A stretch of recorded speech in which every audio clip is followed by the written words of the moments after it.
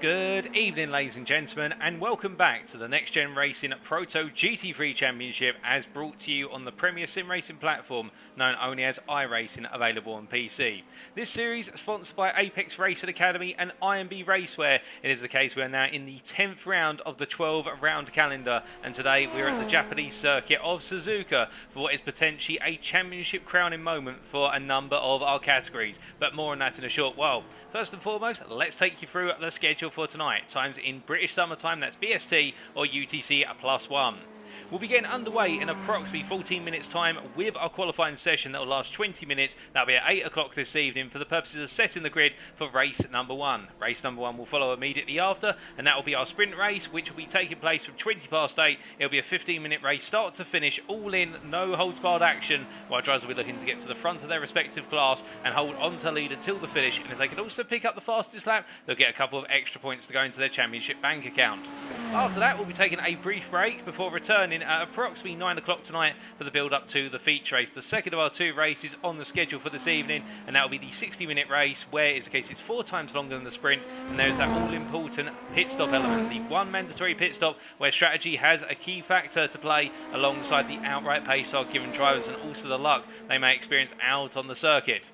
Now, all of your racing tonight will be brought to you via free media platforms for your viewing pleasure. It is the case, firstly, if you are a YouTube user, you can go to the official Next Gen Racing YouTube channel. Alternatively, if you are a Facebook user, you can go to the official Next Gen Racing Facebook group, as found at facebook.com/groups/Next Gen Racing. Or last but not least, if you are a Twitch user, you can always go to twitch.tv/TX141 and you'll be able to tune in on Twitch. And who is TX141, you ask? Well, that's me, your host and commentator for this series, all the way back since round number 1. My name is Paul Walsh, also known as TX141 or Brit of the Spit, depending on what media you follow me on. And we continue the coverage tonight. We're around a circuit which I must admit is one of my favourite circuits, Suzuka, a brilliant circuit, and we'll talk more about the circuit specifically in a short order. But first and foremost, we must come to our title sponsors of the series, and we'll be started off with Apex Racing Academy. Let's introduce them.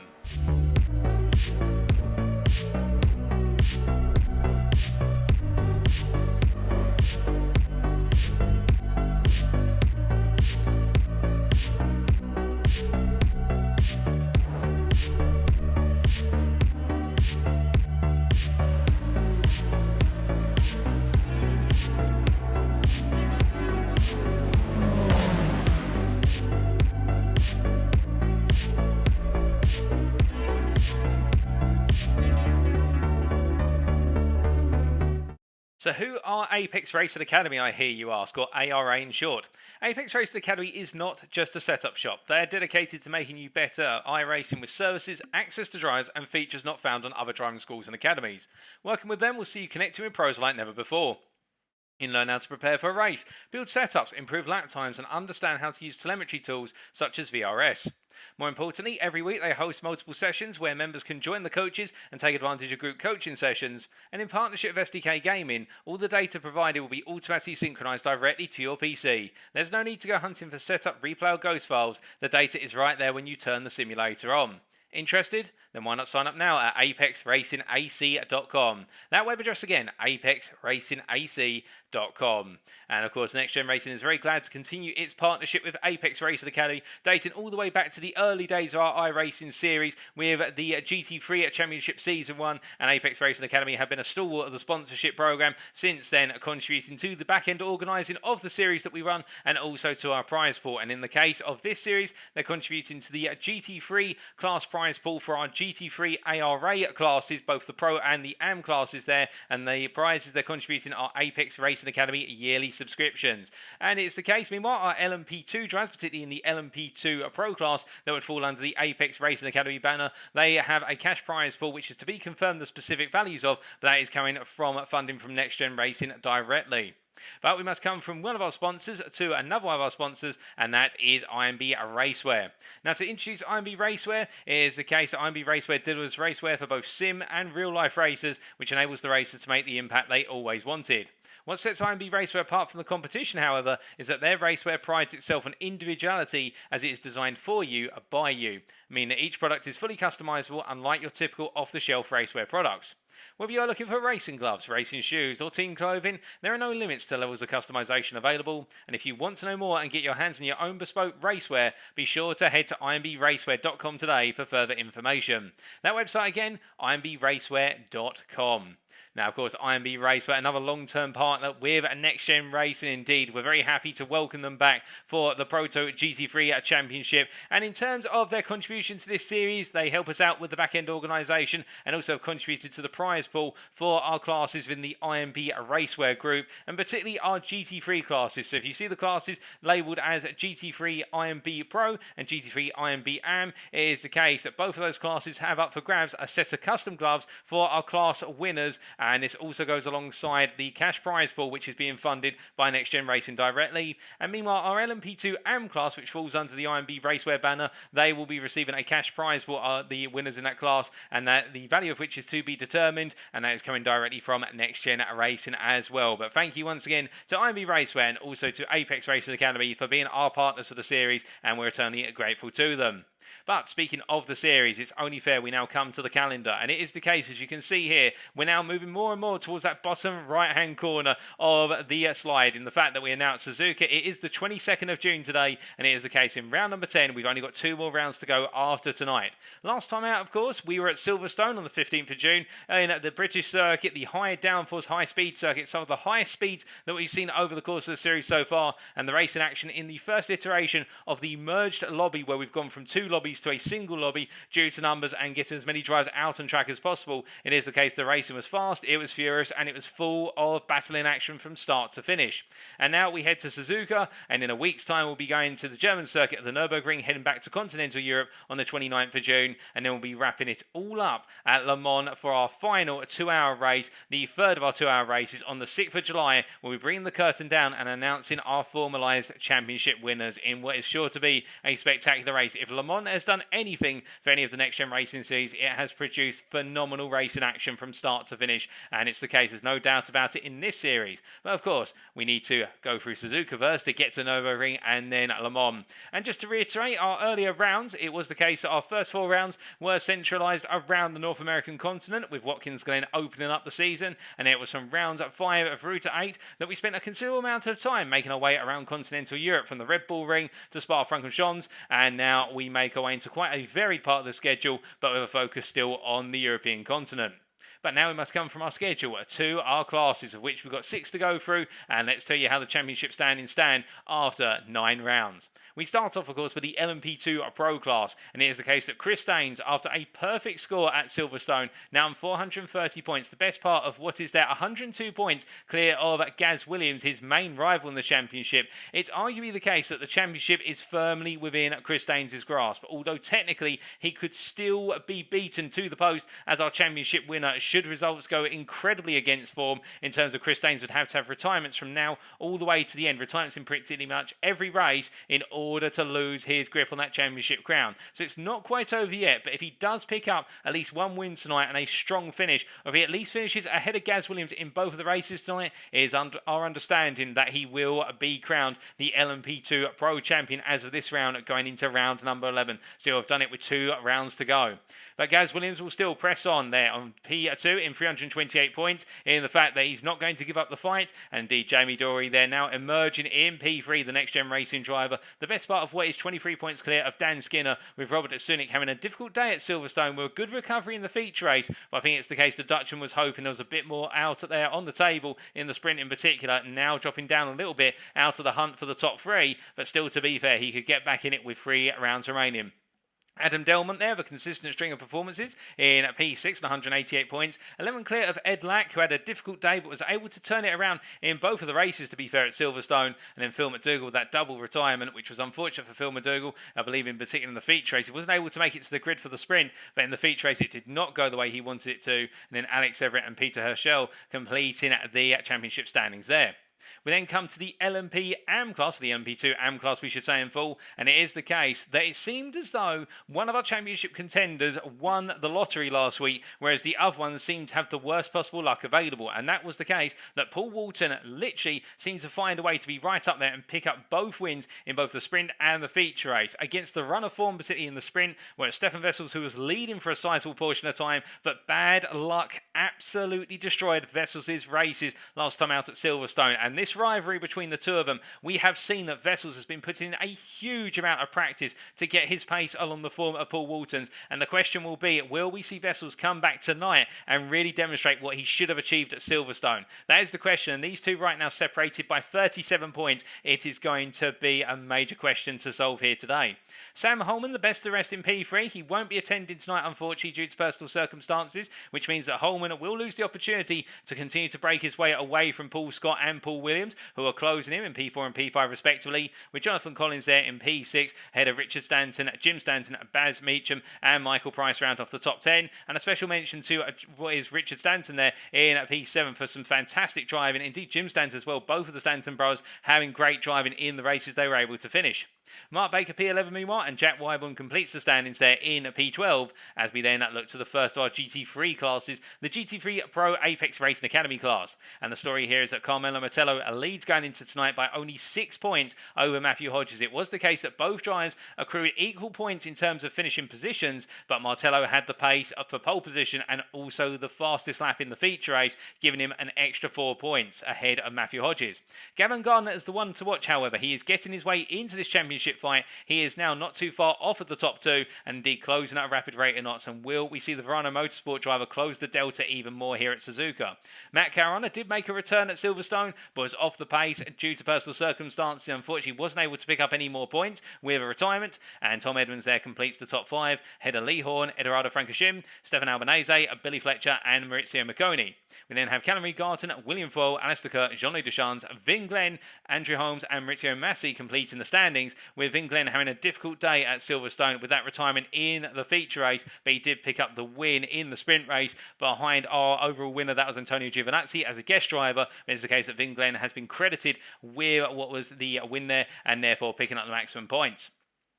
Meanwhile, we then come to the GT3 Pro IMB Racewear class, and it is the case that tonight, Lucas Romano, your championship leader, all he needs to do tonight is turn up and finish the races. As he does, it will be the case he will take the championship crown with 2 rounds to go, given his advantage over Dirt Bouts now is over 120 points. That advantage is not going away anytime soon. It's really been the story of Lucas Romano being the one to stand firm and deliver that consistency and that race-winning consistency at that. Dirt Bouts P2 ahead of the drivers who retired from the series, Jeremy Dover and Didi Valemi. Then Sean Scooter in P5 with another difficult day at Silverstone, but bringing it together, Gus Franken P6, Peter Lemkins P7, Lamont Wedder P8 and Matthew Prout in P9. And then as we come to the Apex Racing Academy, a GT3 AM class, it is the case that now we do have a three-way fight at the top of the stands on our hands in the form of Matt Emmons, who leads by only 5 points ahead of Nigel Stock and Matthew Addy, a little bit further back there, 20 points further behind. However, keep your eyes on Sean Cranley Swash. He has been delivering utmost pace, and when we did have the opportunity to catch up with him at the end of what was round number 9, it was the case that he was looking to try and pick up as many points as possible in the remaining rounds here to give himself an opportunity to battle for P3 in the championship. He's a long way away, he is a long shot, but do not count him out. He's been showing phenomenal pace, particularly in the feature race where he picked up the win. Stuart Taylor, P5, ahead of Darren Doherty, Ben Payne, Morten Oosterhuis, Jochen Seeger and Jordan Pope, with Jochen Seeger returning to the circuit and putting a stellar pair of performances at Silverstone. And then it's Joseph McManus, Scott McLean, Stefan Gamble Rasmussen, Alexander Batak, Mikael Andreasen and Callum Jenkins who complete the standings in this class. And then coming on to our final class in the GT3 AM IMB Racewear class, it is the case that Tristan Di Norega leads by a margin that is being closed up in rapid form by Lorenzo Gualtieri, with Gualtieri picking up the perfect score last time out at Silverstone. The gap between the two rivals from the sister outfits of Racing Team Astra, they're looking to go toe-to-toe. It really is a two-horse campaign now with the retirement from the series of Navarro de Bova a couple of rounds ago. Elwyn Sykes, they're now P4, picking up a good consistent run at Silverstone, to be fair, keeping him 5 points clear of his main rival Davide Favo, with James Slates also in the hunt and on 237 points alike Favo, but behind based on result countback. That's Mark Sykes, Arjen Kregel, Kurt Van Hoenacker and Liam Tack who complete the top 10. Chris Keenan, Gareth Mills and Mark Arrowsmith completing the standings. And we should point out, you'll see Mark Sykes tonight in an LMP2 machine. He has decided to switch to the LMP2 AM class for the remainder of the season, but will not be scoring points due to the fact that he has switched so late. So Mark Sykes' championship campaign here has come to an end in the GT3 AM IMB Racewear class, so it'll be P7 at most, but he could drop depending on Arjen Kregel's performances alongside Liam Tack and the rest of the field behind, with Kurt Van Hoenacker, of course, retiring from the series. But now we come to the team standings, and after 9 rounds it is the case in the Mark Sykes Designs Teams Championship. Verano Motorsport leads with a sizable advantage now. They were able to make the breakaway from RP Motorsport Prime last time out. That advantage extending to 37 points, and Verano Motorsport really trying to put this team championship to the distance now and get away, because they do have hot on the heels of RP Motorsport Prime, Racing Team Astra Blue, and Next Gen Racing with Sam Cases UK and Next Gen Racing. The two sister teams are battling for that P4 position. Racing Team Astra Team Orange there in P6. They have got a sizable gap to close down to the top 5, but are well clear of RD Simsport 6, our Project Black, changed by DB1, and Crystal Autosport of Apex Tracks who complete the top 10. In P11, Team Racing Netherlands right now, only the best part of 11 points clear of Excite Racing, who are closing the delta to the top 10, with RP Motorsport Senior, DRS Esport LMS1, changed by DB2, completing the top 15. We then have Team Tetrarouge, TGC Racing, Hilliard Esport, Hollerton Racing, and Altitude Esports, who go from P16 to P20. And then outside the top 20, but not to be forgotten about, DRS Esport LMS2, Crest Autosport Ferrari, MRC Team, TGC Bottom Split Heroes, and BRM, who complete our team championship standings. Well, as qualifying is about to get underway very shortly, we do just briefly come to the Suzuka, and well, it is the case, it's none other than the Suzuka International Racing Course, and we are running the full Grand Prix layout in its full fever of 17 corners. This circuit, a circuit which is known to have crowned a number of champions, or been the defining point in championship campaigns when it's not been towards the end of a championship calendar. And to be fair, as you can see from the circuit map here provided to us by simracingwiki.com, it is a unique circuit in the fact that it is only one of 2 FIA graded circuits. We were a figure of 8 layout, I do believe, and this circuit's 17 corners will see our drivers put to the ultimate test in the fact the first 2 sectors, so the run from turn 1 all the way up to effectively turn 9, is all about handling, direction change and confidence with apex speed, whereas the latter half of the lap is all about heavy braking and straight line speed. It is the case that you can really push a car to its limits here, and we'll wait to see who is pushed beyond the limit and who is able to keep it within the limit within the circuit located near Suzuka town in the Mie prefecture of Japan. But as for our rules, we have the same rules as we always do, and let's quickly take you through them. Drivers shall be running the iRacing sprint setup for tonight's races, regardless of their class. This is a fixed setup series, and the sprint setup is the one they'll be running. In the sprint race, a driver shall receive a drive-through penalty if they accumulate 17 or more instant points, and the grid shall be separated into car classes, starting approximately 5 seconds apart, with the LMP2s starting ahead of the GT3s. And meanwhile, in the feature race, it shall be the case that the grid shall be set as a reverse grid in driver class order based on the sprint race results. So we'll have the LMP2 Pros ahead of the LMP2 AMs. Then we will have a 5-second gap to the GT3s, which is the second rule there. And then the GT3 order will be the GT3 Apex Racing Academy Pros ahead of the GT3 IMB Racewear Pros, and then it'll be the GT3 IMB the GT3 Apex Racing Academy AMs ahead of the GT3 IMB Racewear AMs. If that wasn't enough to take you through a bit of a tongue twister, and I don't know what is, there should be one mandatory pit stop in the feature race as well, requiring drivers to take on fuel. Changing tyres is entirely optional. Each driver will have one fast repair available, and the driver shall receive a drive-through penalty if they accumulate 25 or more instant points. Well, that's enough rules and regulations. I know what you're all here for, and we are now into qualifying already. It is time to see how our drivers get on here at Suzuka in that 20-minute qualifying session. Plenty of space out on circuit, and we immediately right on board here with Gaz Williams as he takes us around for a lap. So making his way down towards turn number 1 here into the opening corner, and as he rolls the car through on trail braking, coming all the way down to second gear, getting it hooked up very nicely through the turn 2, and now heading into the S's, turn 3 through to 7, left into right here, balancing the throttle and coming down from 4th to 3rd as he goes through turn 4, before getting back on the throttle here, full throttle before lifting off into turn number 5, now rolling the car down into turn number 6, downshifting to second to keep it tight, before now lifting off the throttle briefly through turn 7, before going full throttle all the way through. That's the S's done.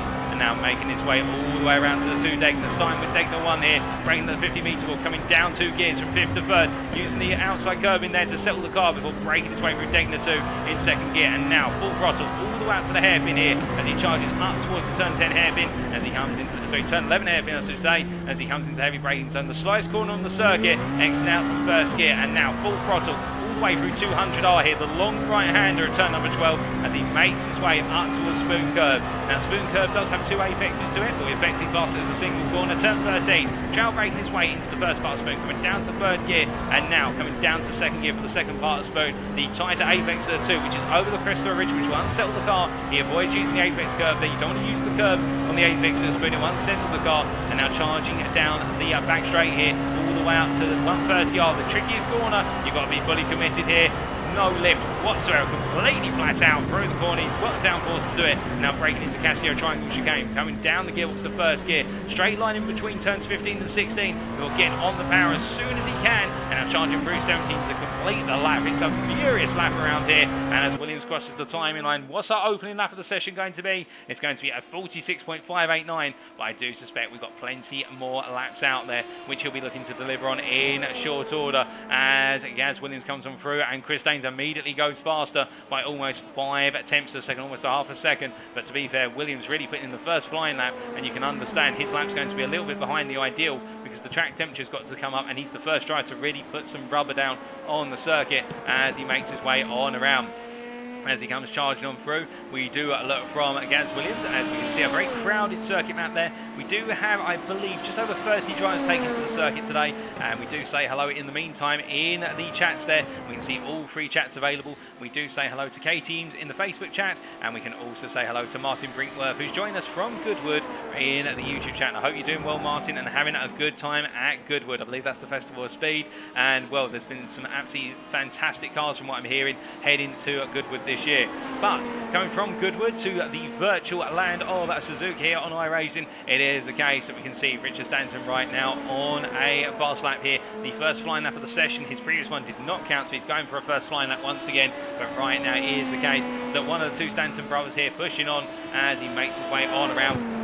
And really, in terms of what you need here to have a successful lap and a good qualifying lap, or indeed just do well at Suzuka, you need to have confidence. That's the most important thing. I'll be honest with you guys and girls, when I'm on the simulator, I absolutely love Suzuka. It's not my favourite circuit. Brands Hatch is my favourite circuit. But again, I live 20 minutes from Brands Hatch, to be fair, so I might be a little bit biased. But the reason I absolutely love this circuit is not just because it has the absolutely infamous tear in my eye commentary moment for Murray Walker when Damon Hill crossed the finish line back in 1995, if my memory serves me correctly, to take the Formula One Championship, but also because this circuit just has a little bit of everything, and it really requires you to know the circuit inside out. It's the case that every corner, every sector is a completely different challenge from the previous one, and therefore you've got to be ready, whether it's the wonderful direction changes of the S's of turns 3 through to 7, the absolute confidence jerk in 130R run here as we see a Richard Stanton coming on through full throttle, getting the downforce of the Dallara P217 LMP2 machine, where it's the heavy braking zone here into Casio Triangle, and trying to straight line the chicane and absolutely exploit the curbs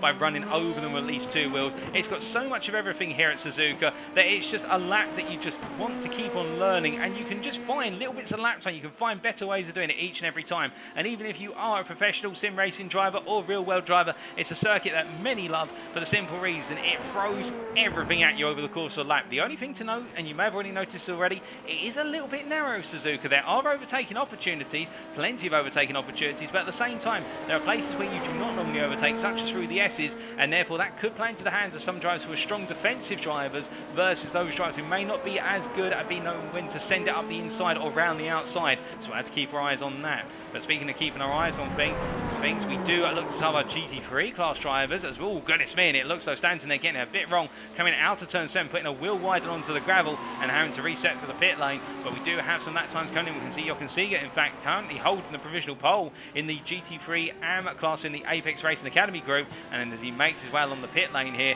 I mean, it's the case that he's just getting it stopped right now as we do say hello there in the Facebook chat to Deborah Grant, who I do believe is cheering on Paul Walton, as they say there, good luck Paul and everyone at racing, and wishing everyone good luck indeed. We wish everyone good luck as we do see you can see it there up on the jacks. But looking from one driver who's in the pits in the GT3 class to a driver in the GT3 class out on the circuit, albeit I believe he's just had it off. That is the CXR Project Black driver here of Matthew Hodges, who as he rolls his way around, oh, got somebody else off there. I'm not 100% sure who that is. I think that's Elwin Sykes who's decided to take to the rallycross line coming out of turn number 7, or in fact, is it Elwin Sykes? Yes, it is Elwin Sykes, and he just very slowly recovers here into Degner 1. And you can see he's on that inside. He won't want to obstruct anybody. He'll want to get himself back up to speed once everybody's come on through.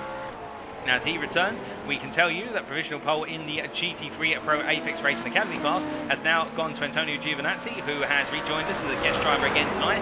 And it is the case that right now he is a bit faster than most. In fact, my apologies, it does seem as though he's gone to an LMP2 machine. So we will just get our time screens updated with regards to Giovinazzi, because that's not quite the correct classification, and it is the case that our LMP2 should be about the best part, we would say, normally around 10 seconds faster than their GT3 class appears. So we are just waiting to see. I do believe he is coming into what would be the LMP2 Pro class tonight instead, as we just get our time screens updated. And apologies for that, but as our drivers make their way around right now, we do look to Elwin Sykes here, who as he comes down the back straight up towards 130R in the McLaren MP4 12C. It is the case that it may be a little bit of a disadvantageous car today for the simple reason it's got the handling characteristics, but not necessarily the straight line speed which he may desire, particularly in the latter half of the lap. But still, we'll wait to see what the South African driver can do as he goes very deep and he straight lines his way through the Casio Triangle chicane. He's not having a happy time at Suzuka right now, is Sykes, as meanwhile we do look to Lorenzo Gualtieri here, who's coming to the end of another lap, and he's currently provisional pole in the GT3 AM IMB Raceway class, and he is provisional pole by the best part of a whole second over his main rival in the championship of Tristan Di Nobrega, but backing off there as he does have one of the LMP2s, one of the Stanton brothers coming on through, as we do see here. Here's the case of Gualtieri now building up the speed once again, and we'll very shortly ride on board with him, I presume, or I hope he's going to go and do a lap. Although he's running very slowly here, and I think that's because he has got an LMP2 coming behind, and that is Giovinazzi coming on through. But now we do ride on board here with Gualtieri as he takes us around for a lap in the Lamborghini Huracan Evo at GT3. Coming out to the final corner here and heading across the timeline, it will be the case. They want to try and nail the braking. The differences you're going to see between this lap and the LMP2 is the fact we do not have as much downforce in the car to be exploited, so there'll be quite a few points where there's more lifting or braking involved. So coming into turn 1, trail braking in at the 50-metre board, and as he rolls the car through, keeping it wide so he can turn in nice and late into turn number 2, a late apex, and getting on the throttle, using the preload differential to push the car around before rolling into the S's. Lifting and coasting into turn number 3, before coming on the brakes slightly for 4, using the brake balance to shift the car around before rolling up into turn number 5 here, balancing on the throttle, a dab of the brakes and a downshift as he comes through 6, keeping it nice and tight to the apex of 6 to set the car to the right here so we can chuck it in to turn number 7 here and lift into 7 before stamping on the throttle as soon as he feels he's pointing into the apex, and now it's flat out the way down towards Degner 1, and now braking just before the 50 metre, about 65 metres, and runs a little bit deep through Degner 1, but gets the car back together for Degner 2 there. A nice run from Gualtieri, and those are the two of the most difficult corners completed. Now, through turn number 10, up into turn 11 Hairpin, braking at the king into the Hairpin, and as he comes all the way down, again, late apex in here, so he can get on the power nice and early, and he'll charge all the way through 200R and up towards what is a Spoon corner. Coming through turn number 12 here, completely flat out. You'll see that he'll gradually pull the car over to the right to set up the line for the entry of the Spoon, and he'll look to the escape road here on the right hand side, and as he does, trail braking into the corner, coming down 2 gears and then rolling up into the second part of Spoon. Bit of a compromised line there, didn't carry as much speed as he wanted to out of the first part of Spoon, and as he makes his way down the back straight, he's lifting off him, in fact, Gualtieri, and I think it's because he's got traffic coming on through behind, and so he is now just trying to warm the tyres up. Bit unfortunate that we've had to cut the lap short, but it is the case that it was looking a fast lap. I think he feels he's got more in the tank, as meanwhile we do look to Lucas Romano here, who takes us on to a lap, and it's going to be his first line lap of the session. And if I'm not mistaken, it is the case we've only got Lucas Romano turning up tonight in the GT3 Pro IMB Racewear class. Well, that's the case, I think he can say that the job here is done, but to be fair, he'll want to go hunting now after what is the GT3 Pro Apex Racing Academy drivers, for the simple reason that he'll want to try and take the fight to them, and he, I think, will use that as a bit of motivation. But right now, presuming this is the way it's going to be, he's effectively our champion in the IMB Racewear class as of tonight, given the fact he's the only driver in class to have turned up, which is a bit unfortunate, but still that does happen, and Romano, I think, will still have his own motivations with regards to wanting to put in a good pair of performances tonight compared to the rest of his GT3 class peers when you look across the car class. But as we ride on board here in the BMW M4 and focus more on his lap, coming up through the kink now and into the Hairpin.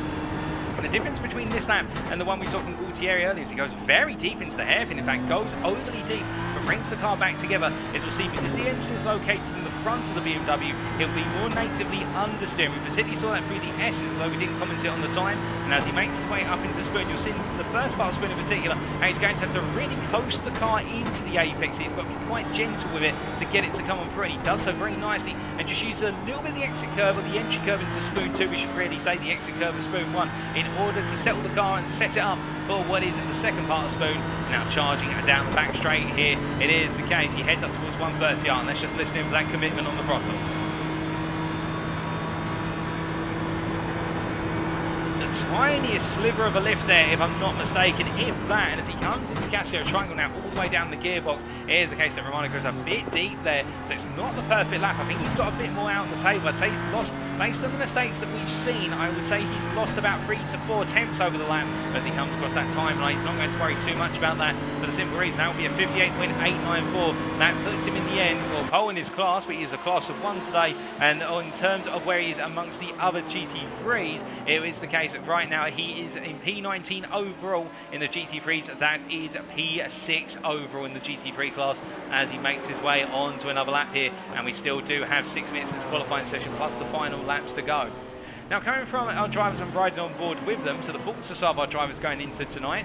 Firstly, we did have the opportunity to catch up with one of our championship contenders in the GT3 Apex Racing Academy AM class, and that is Nigel Stock here in the Mercedes-AMG Evo 2020 machine, recently introduced to iRacing. And it is the case that Stock, when I had the chance to talk to him, he was saying it was the case that going into tonight, he's hoping that he can close the gap in the championship to the likes of Matt Evans and try to bridge that gap, or open that gap up, if you will, to Matthew Addy. But his concern is that after his practice last night, indeed there was a practice session available to all of our drivers, he feels that the Mercedes will not be strong here, unlike where it was at quite a strong point at Silverstone. And well, the reasons for that are particularly in sectors 1 and 2. It is the case that this car is prone to a lot of understeer. It's a power car, the Mercedes, and we've seen how strong it is on the straights, and he'll be needing to use that straight line speed in the run out the final corner down towards turns 1 and 2, and also in the run from the Hairpin up towards Spoon and the exit of Spoon up towards 130R and Casio Triangle. That's where he'll be able to use that power to keep him safe, but I think he will feel as though he's up against it, particularly in the opening half of the lap, such as what we're seeing here through the S's, where this car will want to point in a particular direction rather than rotate. And I imagine he will move the brake bias as much as he dares towards the rear brakes to try and get the car to lift the rear under brake and rotate naturally, but it is going to be an uphill battle for Stock. But we come from him to another one of our drivers in the GT3 and Apex Racing Academy class, and that is Sean Cranley-Swash. And well, it was the case that when I caught up with Sean, he gave me quite a detailed set of thoughts, not just about his own race, but also some of his observations with regards to Suzuka and how it could play out for tonight. But focusing on his thoughts, he was saying to me that he's not had time to practice for the race this week, so he's going up against it a little bit there. He does think that Lamborghini is going to be quick at Suzuka, and he expects a top 3 in his class, and he expects it's going to be close between himself, Stock and Addy. He'll be hoping that he's going to be in that top 3 as a minimum, if not right up there at the top. And in terms of his target times, he'll be aiming to lap under 2-minute lap times, so in the 1:59s to take the win. And he's hoping that there's going to be a few more than just 5 drivers in his class tonight. Well, we've got 6 of them out on the circuit. It's the case, however, Matt Emmons right now 3 seconds off the pace, it would seem, and he's hoping for a few more drivers in the class to turn up to produce the racing. But as we see here, is the case of Cranley-Swash being compromised. I believe that's Michael Price coming up the inside, unless I'm mistaken. In fact, I don't know if that's Michael Price. I think it is Michael Price. Yes, it is, and he makes his way on through. But we do come back to our AM GT3 driver. And the other thing he was saying, he was giving me a bit of insight into how he thinks it will play out between the LMP 2s and the GT3s. And he feels that in the lap, the LMP 2 cars need to make sure that they overtake the lap cars on the start-finish straight, because otherwise they'll be losing about 5 to 7 seconds.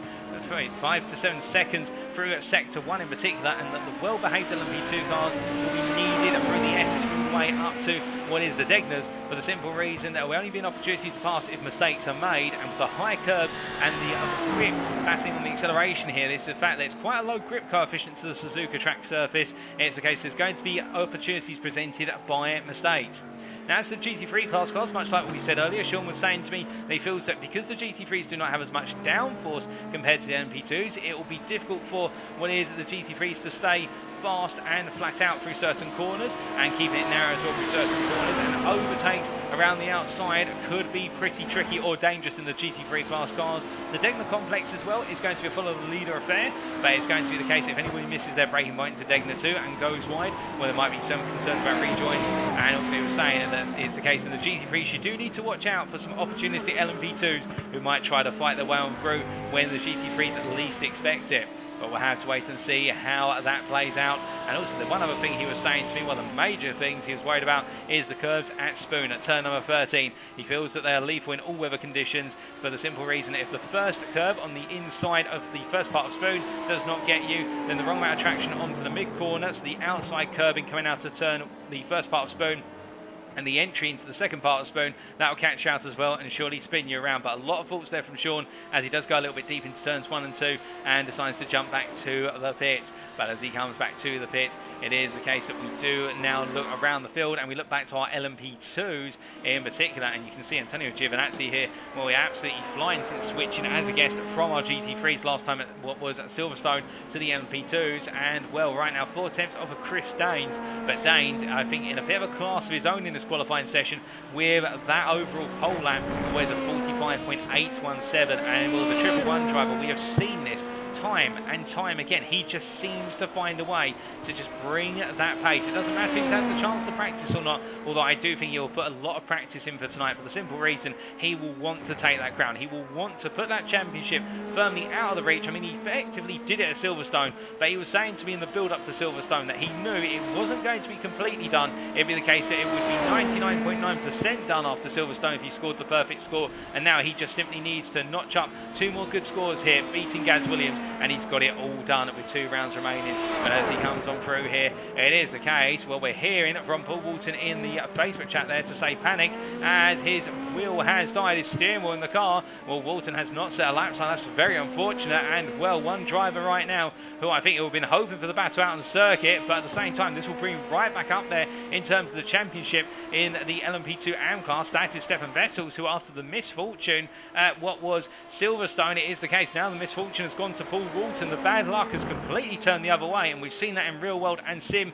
series in the past. Most notably, those of you who remember when Nico Rosberg took his championship crown in Formula 1 in 2016, how in the end the infamous quote with regards to Lewis Hamilton saying that it was almost as if God himself wasn't wanting Hamilton to win the championship that year through the run of bad luck and engine failures. Well, sometimes that is the way that luck does play on out, and that'll be a major worry here as we do see Stefan Wessels right now on a flying lap The checker flag is out in this qualifying session, and right now the pole positions are Chris Daines in the LMP2 Pro class, Stefan Vestel's provisional pole in the LMP2 AM class, and he pulls out the way. He's aborted the lap, and he's decided not to carry on through. Lucas Romano has just crossed the line there to take a pole position in a class of 1 and a 58.507 for that in the GT3 Pro IMB Racewear class. We can then see Carmelo Mettello continues that run of form with pole position in the GT3 Pro Apex Racing Academy class. Meanwhile, then we do look to Matt Emmons as he makes his way through, and no, in fact he doesn't, but we do have Tristan Dino Brega here making his way across the timeline. He has not got enough of pole in the GT3 AM IMB Racewear class, in the end losing out to Lorenzo Gualtieri by 0.6 of a second, and then we do have Matthew Addy making his way around right now, but I do believe, unless I'm mistaken, it is the case that this is a cool-down lap because he've already finished his final flying lap, unless he's left it very late in the day, which to be fair he may have, and as he makes his way into the hairpin, is looking as though Matthew Addy looking good so far, although as he comes on out right now, we'll wait to see whether this lap is a valid one, as Matt Emmons has taken the pole position in the class provisional by 1:59.051, only 1.5 tenths ahead of Darren Doherty, and we're very happy to hear that Darren Doherty, the Irishman, has returned as of tonight after a prolonged absence from the series. He is back as well. We can see that Gaz Williams has improved in the LMP2 Pro class to 46.187, pipping Antonio Giovinazzi there by 200 to the front row of the field, but it is the case that Williams not able to out-qualify Daines in the end. Daines setting pole by 0.5 a second, but we stay here focusing with Matthew Addy as he makes his way through 130R and now up into Casio Triangle. As he comes down through the gearbox here, well, we can tell you in terms of his sector time so far, it has not been a major improvement as he comes towards what is the checkered flag line here. I think he will just get this lap in fact. He crosses the line, and will it be enough to improve from P3 in class? He crosses, you can see there is an improvement, but not enough to get ahead of Darren Doherty. He closes the gap to 400ths, but we can see it's a 59.230, and the only other driver out on the circuit right now on a lap, but I believe this may be, well, unless I'm mistaken, it's going to be a cool-down lap, given the fact we're now over 2 minutes beyond the checkered flag.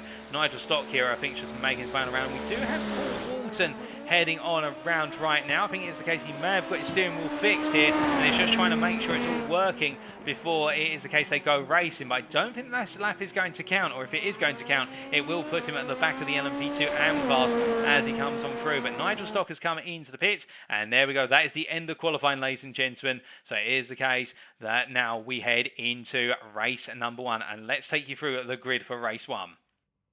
So, starting on pole on the front row, the overall pole position and the LMP2 class pole here at Suzuka in round 10 of the Proto GT3 Championship, as hosted by NXTGEN Racing, is Verano Motorsport's Chris Daines, who took pole by 0.5 a second over Gaz Williams. Behind them, Antonio Giovinazzi, and their P4 on the second row, Stefan Vestel's pole sitter in the LMP2 AM class for Racing Team Astra Blue. Adam Dillman and Michael Price line up on row number 3, ahead of Jim Stanton and Peter Herschel on row number 4, with Paul Williams and Dan Skinner on row number 5, and row number 6 made up of the LMP2 AM drivers of Paul Scott and Mark Sykes. Behind them on row number 7, Richard Stanton and Paul Walton, with Paul Walton not setting a time due to technical difficulties in the qualifying session. And then we start to look to our GT3s, with Carmelo Mettello taking pole position in the GT3 class overall, and also in the Apex Racing Academy GT3 Pro class, the DRS Esport LMS1 driver pipping Vin Glenn to the post by 0.5 a second there. But watch out for the Deutsche Payment Esports driver, he'll be looking to come on strong in the race. Matthew Hodges and Gavin Gardner on row number 9, ahead of Lucas Romano and Lorenzo Gualtieri on row at number 10, with Lucas Romano taking pole in the GT3 Pro IMB Racewear class, and Lorenzo Gualtieri taking the pole position in the GT3 AM IMB Racewear class. Stefan Albanese and Matt Emmons behind on what is row number 11, and Matt Emmons taking pole in P22 there for the GT3 AM Apex Racing Academy class, and it's Maurizio Macconi and Tristan Dino Brega behind on row number 12. Then on row number 13, Darren Doherty and Matthew Addy, followed by Nigel Stock and Jochen Siegert on row number 14. Sean Cranley-Swash with a difficult qualifying session, it would seem, on row at number 15, joined by Elwin Sykes. And then we have James Slate and Davide Favo. In fact, Davide Favo ahead of James Slate, so I should say, get them in the right order, lining up, last but not least, on our 16th row, P31 and P32 respectively. Well, now with the grid all set, we do look back to the field here as they all line up, and here's the case we'll be going racing very, very shortly here in what is sure to be be an absolutely action-packed 15-minute sprint race. The gridding process is complete, and now as our drivers make their way away behind the safety car, it is the case that we wait for Chris Daines to take us to the green for Verano Motorsport. And well, will he hold on to that lead come the end of turns 1 and 2 versus Gaz Williams? We will now wait and see as they slowly make their way away, and Daines will know all he needs to do here today is finish ahead of Gaz Williams in both races. If he does that, he will have sealed the championship with 2 rounds to spare in the LMP Pro class. Can he do it? Well, 15 minutes will tell you whether he achieves the first part of the mission. And also on top of that, of course, looking further back, can Carmelo Mettello gap Matthew Hodges again today in the GT3 Pro Apex Racing Academy class, or will Matthew Hodges overturn the disadvantage? That's something to watch out for.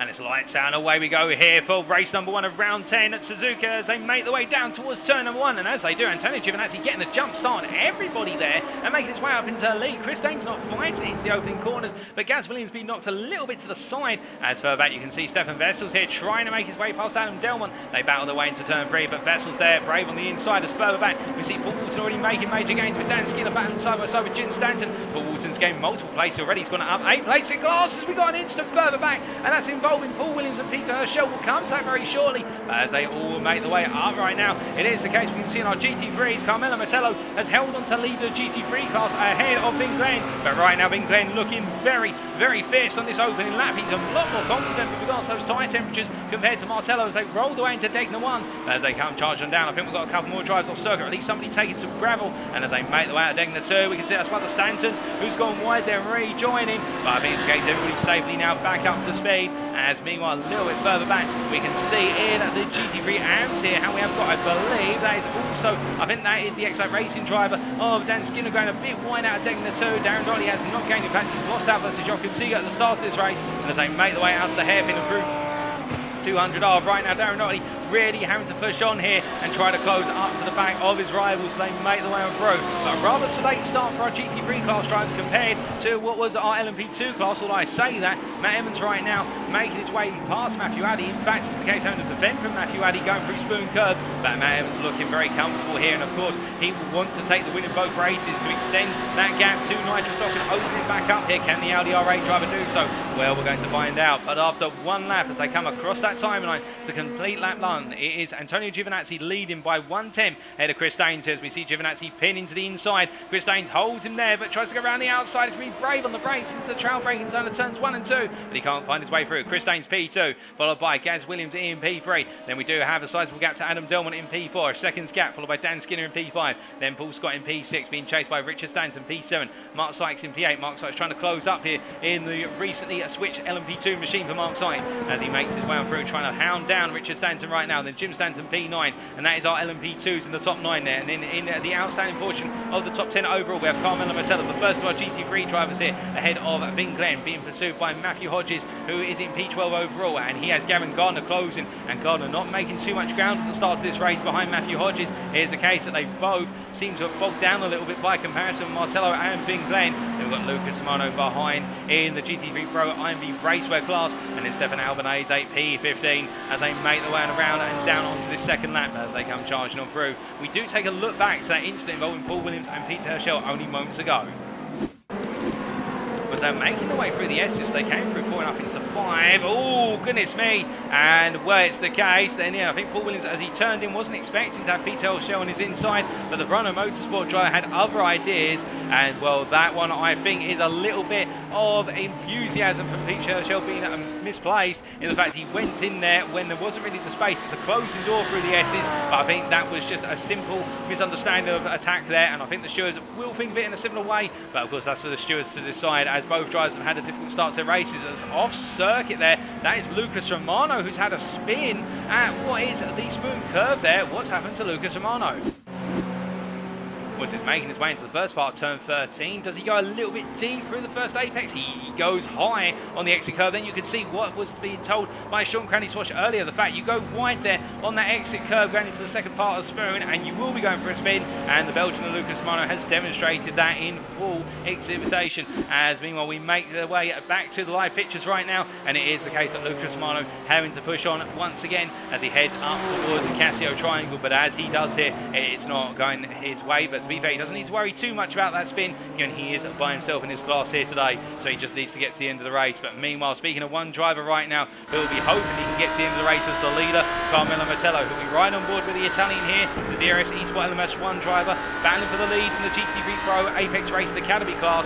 And right now behind him, that is Vin Glenn, who is very close behind as they make the way through the S's here. And as they do, well, Vin Glenn has been right on his heels for the opening couple of laps, but the difference has been Martello's just had enough space to hold on.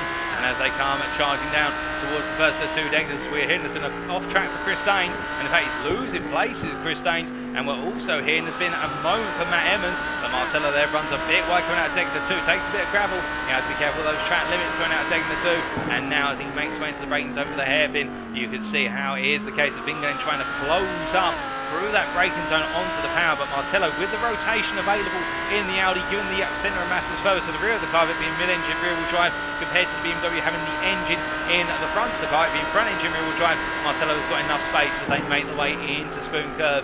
And we do look back to the exterior cameras here, and in particular look to what happened to Matt Emmons only moments ago, who's now down to P26 overall, P5 in the GT3 AM Apex Racing Academy class. Was he's making his way down to turns 1 and 2 here. It's the case. He had a lot of pressure from behind in the form of Matthew Addy. I think he's just gone a little bit wide. He just put the rear left tyre beyond the curbing there and put it onto the AstroTurf. And it's the case that Matt Emmons in the end, just on that slippery surface, the car let go at the rear. He kept it together, to be fair, in terms of pointing it in the right direction on the circuit and stopping the car. But he's lost out critically. And as we return to live pictures now, he's got it all to do. He has dropped all the way from the lead of his class to P5, and his main championship rivals of Addy and Stock are ahead of him, and do not count out Sean Cranley Swash either, in the fact that Matt Emmons has now got a huge mountain to climb, and he's only got 9 minutes plus the final lap to do. So as Lucas Romano there comes from the inside with a dive, and there's a bit of contact, I think, between the two of them, although I'm not sure if that was contact or whether it's the case that Lucas Romano just got on the throttle a little bit too soon. But either way, now that is very unfortunate for Lucas Romano. I think Lucas Romano had quite a frustrating day at the office, it must be said. But as we now make our way on to another lap, I'm hearing that Matthew Addy's been involved. Oh, goodness me, what has happened here? Matthew Addy going slow, Tristan Brega going slow, Matthew Addy with a crumpled front end, and Jochen Seeger has taken the lead of the GT3 AM Apex Racing Academy class. Well, it's all kicking off here, and as they make the way down and around through the S's right now, Seeger going a bit slowly there through turn number 6. We take a look at what's happened very shortly as we're hearing that Tristan Brega has jumped to the pits, and in fact we see Addy there going a bit slowly coming out to turn 7 with the damage on the car. This is an opportunity for Nigel Stock to come through in the AMG machine. He's going to battle side by side into Degner 1. It's not too wide at Degner, and in the end they do settle it down as they make the way through Degner 2. But to be fair, that was very brave from Nigel Stock to go all the way around the outside, and Matthew Addy wasn't going to give it up. And as they make the way through the kink into the hairpin, you can see now Nigel Stock, whilst he will be slower initially through the hairpin, he can park it on Apex. There's a bit of a tap there to the rear of Nigel Stock's car from Matthew Addy. I think he was expecting Stock to be a little bit faster on the loud pedal there as he came out of the hairpin, but now Stock can really deploy that V8 grunt under the front of that Mercedes. The gap just opens up, but it's in the corners where it will close up. But we do look back to what happened only moments ago between Matthew Addy and Tristan Brega. Was they're making their way down into turn number 1. Now we look in fact at Tristan Brega, I think, is going to have a spin here at turn 2. So he's lost the rear end of the car, and then as he's come on, the car's been wayward, and Matthew Addy has just been caught up in the wayward Ferrari, and that's very unfortunate. And the Racing Team Astra Blue driver there, I think, would have been hoping he could have got the car stopped, as his race has been severely damaged. In fact, it's been compromised. The fact he's had to jump to the pits. I think it may be a retirement for the Racing Team Astra Blue driver, given the fact that that whack to the side of the car, I think, has caused the suspension to collapse on the right hand side from the driver's perspective, and we're not seeing him come back out onto circuit. So that is a major set of points dropped, and that means Lorenzo Gualtieri now will gain considerably. But in all of this, I can tell you that it is the case. We do look for our GT3s up to our LMP2 Pro class, and in particular, we look to Gaz Williams here, the next-gen racing driver. And you remember earlier we talked about the fact that Chris Daines had an off-track, and that enabled Gaz Williams to gain a position. Well, you can see here, in fact, Daines dropped the position to Adam Delmont, but Delmont has been left behind by Chris Daines. Daines has made the move on him off camera, and now it is the case. They are charging up towards what is a Casio Triangle once again. And as they come roaring on through here, right now Gaz Williams trying to find his way past Antonio Giovinazzi, but Giovinazzi making that Ferrari very wide. My goodness, that Ferrari liveried LMP2 machine, I must say. Goodness me, it just looks absolutely fitting, that livery, the Ferrari colours there on the LMP2 machine. But as he heads down towards turns 1 and 2, it is the case that right now, can he hold on our guest driver, much like he did at Silverstone, and pick up a dominant performance? Well, we'll have to wait and see. As Gaz Williams right now, I think he's more worried about Chris Daines behind as they roll their way through the corners here, through turns 3 and 4, and as they head through at turns 5 and 6, it is the case that Daines will be looking to try and use this situation to his advantage to make the pass on Williams, but not necessarily worry about passing Giovinazzi, given the fact that Giovinazzi will not pick up any points for his finishing position today, as he is a guest driver. He is not an official competitor in this series. But as they make their way down the round through Degner 1 and into Degner 2, once again it is the case that we can see Giovinazzi goes deep, and Chris Daines and Williams are released here, so we do have the battle for the overall lead on now between the two major championship contenders. Adam Delmont looking for the opportunity here up into the hairpin, but he's not able to find it. He has to back out through the kink, but you can see Giovinazzi locking up the brakes, and Delmont now not able to get on the throttle as early as he would like. He'll have to tuck back on in, but we look from them to Nigel Stock here, who right now battling for the lead of the GT3 and Apex Racing Academy class as they roll their way through the Casio Triangle chicane, and as they come roaring on down through the final corner, they've got 5 minutes to go plus the final lap, and as they head on through, it's the case that Nigel Stock here have a huge opportunity to gain more points I think he would have been expecting in this race, given his starting position, the fact he hasn't put a foot wrong. But to be fair, he's got to make it to the checker flag. A P2 would do him very well, but you can see it stands between him and the win, and can he take the fight to the BMW driver? On paper, we would say he can take the fight, given the relative pace of the two drivers when we've seen them out on circuit. But of course here today at Suzuka, the story may be different. You can see it does look very much more hooked up in that BMW. But then we do cut here to what is hold up. So we've got a lot of smoke ahead of us in the camera shot. We can see Stefan Vessel's coming on through here. I'm not sure what's happened there. I think there's been an off track for Vin Glenn, who we see just coming through the camera. But right now Stefan Vessel is currently running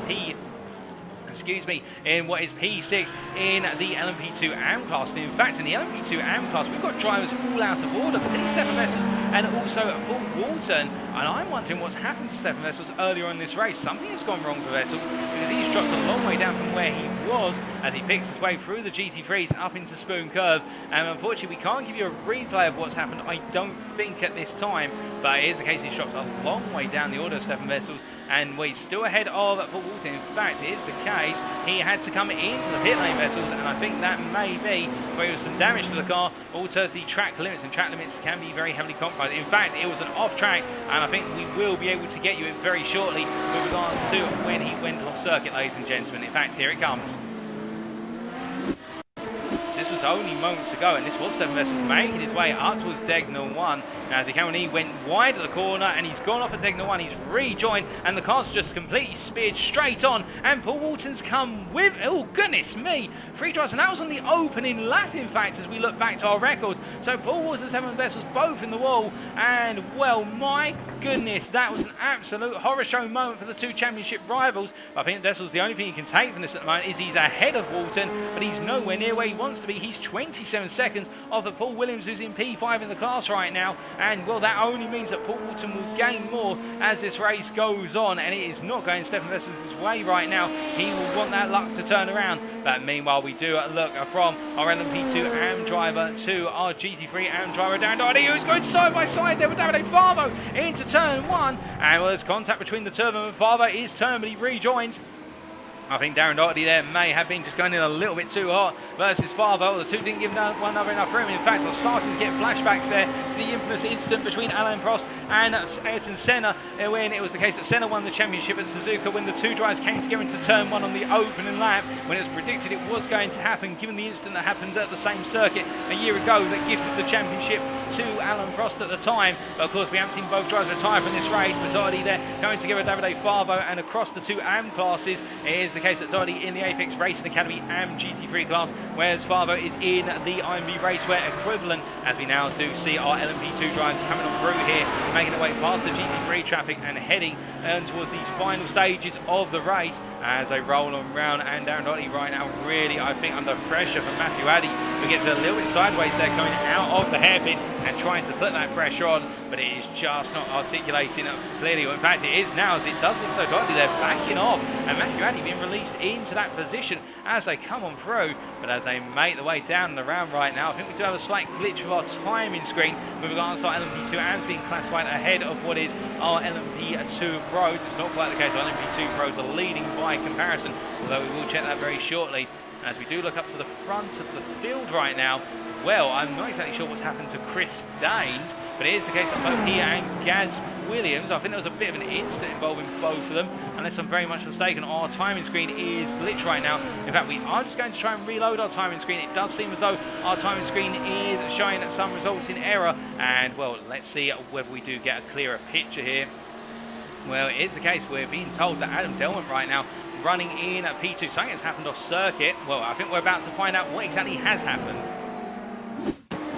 This was only moments ago. Oh, goodness me. And this was between Chris Daines and Gaz Williams, and Daines there with a spin. Now, I'm not sure if there was contact between the two. It looks like there was a sliver of contact, but nothing major, and that's what's caused them to drop. We're trying to understand what exactly has happened, but it's the case the two have come together, and in the end, Daines flashing his lights furiously there, and that is what has released where's Adam Delman and also Antonio Giovinazzi to come on through. So that explains the story, but we cut back to live pictures now, and well, we are heading on to the final lap. And Antonio Giovinazzi is leading this ninth and final lap as the checker flag will be out the next time he comes to that start-finish line. This race has had a lot of drama in it over the course of 15 minutes, and well, we do love excitement, but we don't necessarily love it when there is a huge amount of drama. But right now it is the case that Giovinazzi looking firmly in control, as meanwhile we do look to Mark Sykes here, who in the LMP2 AM class is trying to fight his way for P2 in the class, but he locks up into Degner 2, and he is tucked in behind Richard Stanton. He gets the car back together.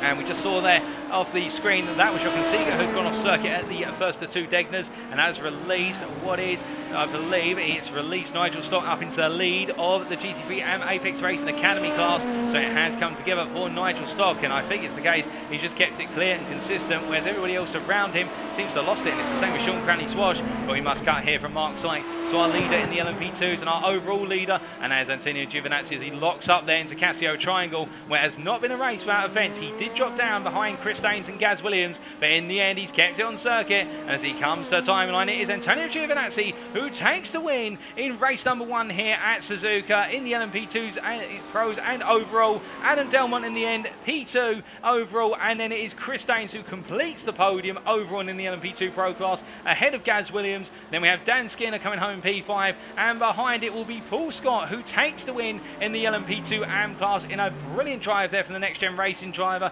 His consistency rewarding him ahead of Richard Stanton and Mark Sykes completing the LMP2 AM podium. And then we do have, I believe, well, in fact we've got our GT3 Pro Apex Racing Academy drivers still making their way around that. We'll come to them very shortly, but what I can tell you is that taking his first win of the series, and that is Elwin Sykes here, the Racing Team Astra Orange driver. With everything that's happened to both Lorenzo Gualtieri and also Tristan Dino Brega, he has taken his maiden win, and he'll be very pleased with that. And it's the case Lucas Romano has taken the win in the GT3 Pro IMB Racewear class, and then we can see that Nigel Stock here picking up the win in the end in what was the GT3 AM Apex Racing Academy class ahead of Sean Cranley Swash by only 300s come the finish line, and Darren Doherty completing that podium. And well, Nigel Stock, he's thought tonight it was going to be difficult, but indeed in the sprint race it's only been difficult for everybody else to keep their head out of trouble, and Nigel Stock has avoided the trouble and been rewarded with, I think, an unexpected win, and the Crystal Sport with Apex Tracks drivers will be very pleased with that.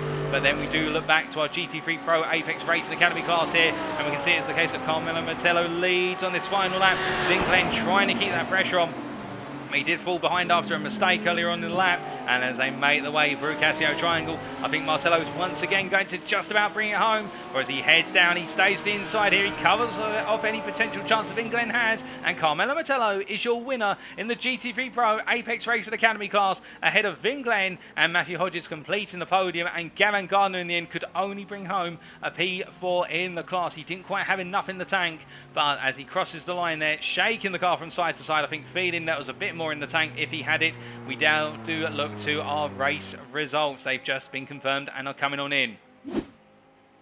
These results, of course, subject to any stewards' inquiries, but we take it from the top with the overall standings first and foremost, and we can see it is the case in the end. Antonio Giovinazzi taking the overall win ahead of Adam Delman and Chris Daines to complete the overall podium and the LMP2 overall podium. Gaz Williams P4, Dan Skinner P5, Paul Scott P6, Richard Stanton P7, Mark Sykes P8, Jim Stanton P9, and Peter Herschel completing that top 10 overall. And in the class, and in the GT3 class, our overall winner, Carmelo Martello, ahead of Vinglen and Matthew Hodges to complete the GT3 overall podium, and then Gavin Gardner and Stefan Albanese completing the GT3 top 5. Now we come to our specific classes, and we start off with the LMP2 Pro class, as sponsored by Apex Racing Academy, and you can see it is the case that after 15 minutes of racing, Antonio Giovinazzi taking the win by 2 seconds ahead of Adam Delmont, and Chris Daines rounding off the podium there, just ahead of Gaz Williams, Dan Skinner behind him P5, and Peter Herschel coming home P6. Then the LMP2 AM class, it is the case, we can see that Paul Scott in the end taking the win at 9.6 seconds clear, his consistency rewarding him ahead of Richard Stanton and Mark Sykes in his debut in the LMP2 AM class with a podium which I think he'll be very proud of. Jim Stanton and Paul Williams complete the top 5 ahead of Stefan Vessels, Paul Walton and Michael Price. And then here we come to the GT3 classes, starting off with the GT3 Pro Apex Racing Academy class. And it is the case that we see at Carmelo Martello, your winner by 2 attempts in the end ahead of Vinglen and Matthew Hodges completing the podium, with Gavin Gardner, Stefan Albanese and Maurizio Macconi completing the rest of the standings. And in the GT3 Pro IMB Racewear class, it is the case Lucas Romano in a class of 1, and with that win has cemented his championship. So this makes Lucas Romano the GT3 Pro IMB Racewear Championship winner for the Proto GT3 Championship. Congratulations to Lucas Romano. We do wish there could have been a couple of other drivers in this class here at Suzuka, but it's the way the dice have rolled. But still, he's had to bring it home, and he has brought it home, and that will be his crown. As we do then come to the GT3 AM Apex Racing Academy class, and we can see here it is the case that Nigel stopped with that unexpected win, 3.3 seconds clear of Sean Cranley Swash. Darren Dotley completes the podium there in his return to the series. Matthew Addy P4, Jochen Siegert P5, and Matt Edmonds in what was looking to be a solid upfront run in the end, coming home P6. A difficult day so far at Suzuka for the British driver and the championship leader. And then coming on to our last class, the GT3 AM IMB Racewear class. It's the case that Elwin Sykes in taking his maiden win in the series, 1 minute and 4 seconds clear of Lorenzo Gualtieri, Tristan Dino Brega coming home P3, and then Davide Favo and James Slates completing the standings there, albeit James Slates with that early retirement due to technical difficulties with the car. Well, with that, ladies and gentlemen, we have gone for our classes, and now we get ready for the feature race. We'll be back in approximately just over 11 minutes' time for the build-up to the feature. That'll be at 9 o'clock this evening. 60 minutes of racing action, an important mandatory pit stop thrown in there. Who will come out on top? You'll find out shortly. But until then, don't go too far, because you won't want to miss it. We'll be back soon.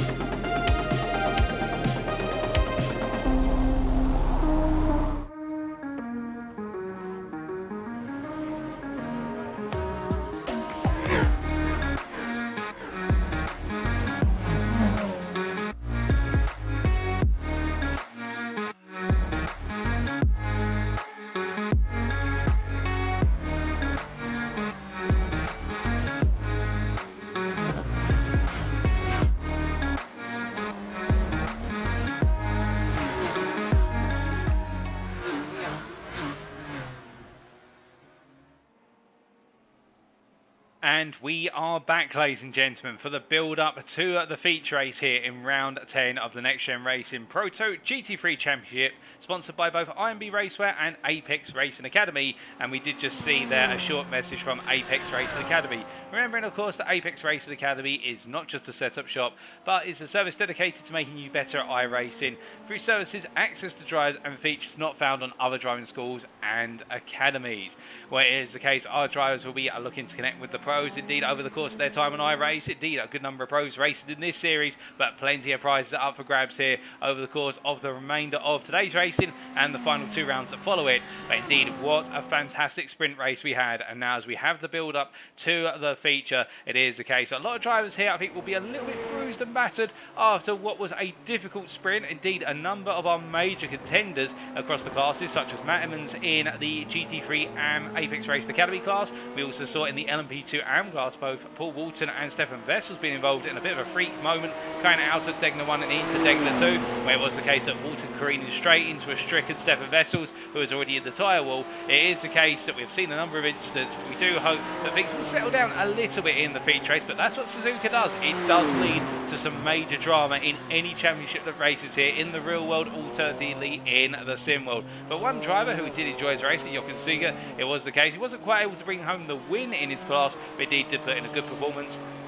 With only 3 minutes left before this final warm-up session is done. In fact, I think it's a little bit longer. It's up to 15 minutes this warm-up session for our drivers. It is the case that we are expecting for the racing to go on, and well, it will be intense once everybody is set to go racing. So we have got a bit of time right now. We have got another 8 minutes to go as all our drivers are joining the iRacing lobby. But in the meantime, we do cut to the stream chat, and we can see in the Twitch chat there, we did see in the break a message from Arjan Kregel, and well, he does race in this series, of course, to say hello. And well, we did ask how he's doing, and he said that the wedding is okay, because do keep in mind the reason we're not seeing Arjan Kregel out on the circuit is because today is the day he's got married. And congratulations to Arjan and also his missus, indeed Mr. and Mrs. Kregel. I hope you're both doing well and you've had the day that you've wanted. Indeed, getting married is one of those dream days where you want everything to go absolutely right, and we'll forgive you for not being out on circuit, Arjan. It's completely understandable, although we do miss you being out on circuit, but still a very important day and a higher call in terms of over sim racing. A wedding does take precedence, of course. As we do see James Slates here, the RP Motorsport Pro Am driver, who returns to the circuit once again after that difficulty at the start of the race in the sprint race, not able to complete too many laps. In the end, the car falling away and some technical issues with the car, but now trying to go racing once again as he takes a little bit of a rallycross moment there, heading down the back straight out towards 130R. And James Slates, after what was a very strong mid-season performance, it is the case that for the Audi R8 driver, he seems to have just struggled a little bit in the last couple of rounds. And can he try and refine that form that was really bringing him through the tables in what was the GT3 and IMB Raceway class in the mid-season? Well, we'll have to wait and see in that very distinguishable livery, of course, of the Audi R8.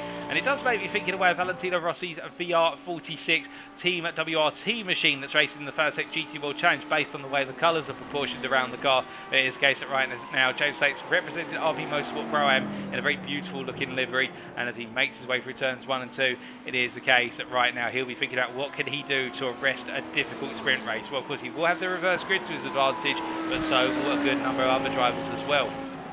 But as he makes his way on around, of course, other drivers will be thinking about what did just happen. It will be the case that Adam Delmont, I think, will be thinking to himself, what a brilliant run in and what was race number 1 in the end. And well, the Excite Racing driver, he will be thinking about the fact that in the number 77 car, can he make it another podium? Can he make it 2 podiums out of 2 at Suzuka? I think the signs are looking promising. He has been keeping it consistent. And to be fair, if it were not for the rivalry between Gaz Williams and Chris Daines, Delmont would be right up there contesting those wins, or at least the podium each and every time.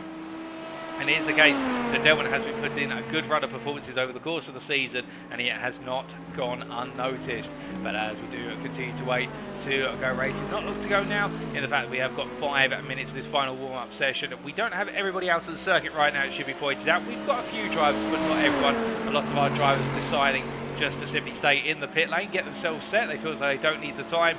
It is the case that we do see Michael Bryce here, who had an absolutely dismal way of running his sprint racing. It just would not go right for the Excite Racing driver, and he'll be hoping that he can have a much better feature race. And indeed, we would like to see him back up there, particularly in the absence of Sam Holman, one of his major rivals. Sam Holman not able to join us. It is the case that Michael Bryce should need to seize on that opportunity to get some huge championship points to close the gap to Sam Holman.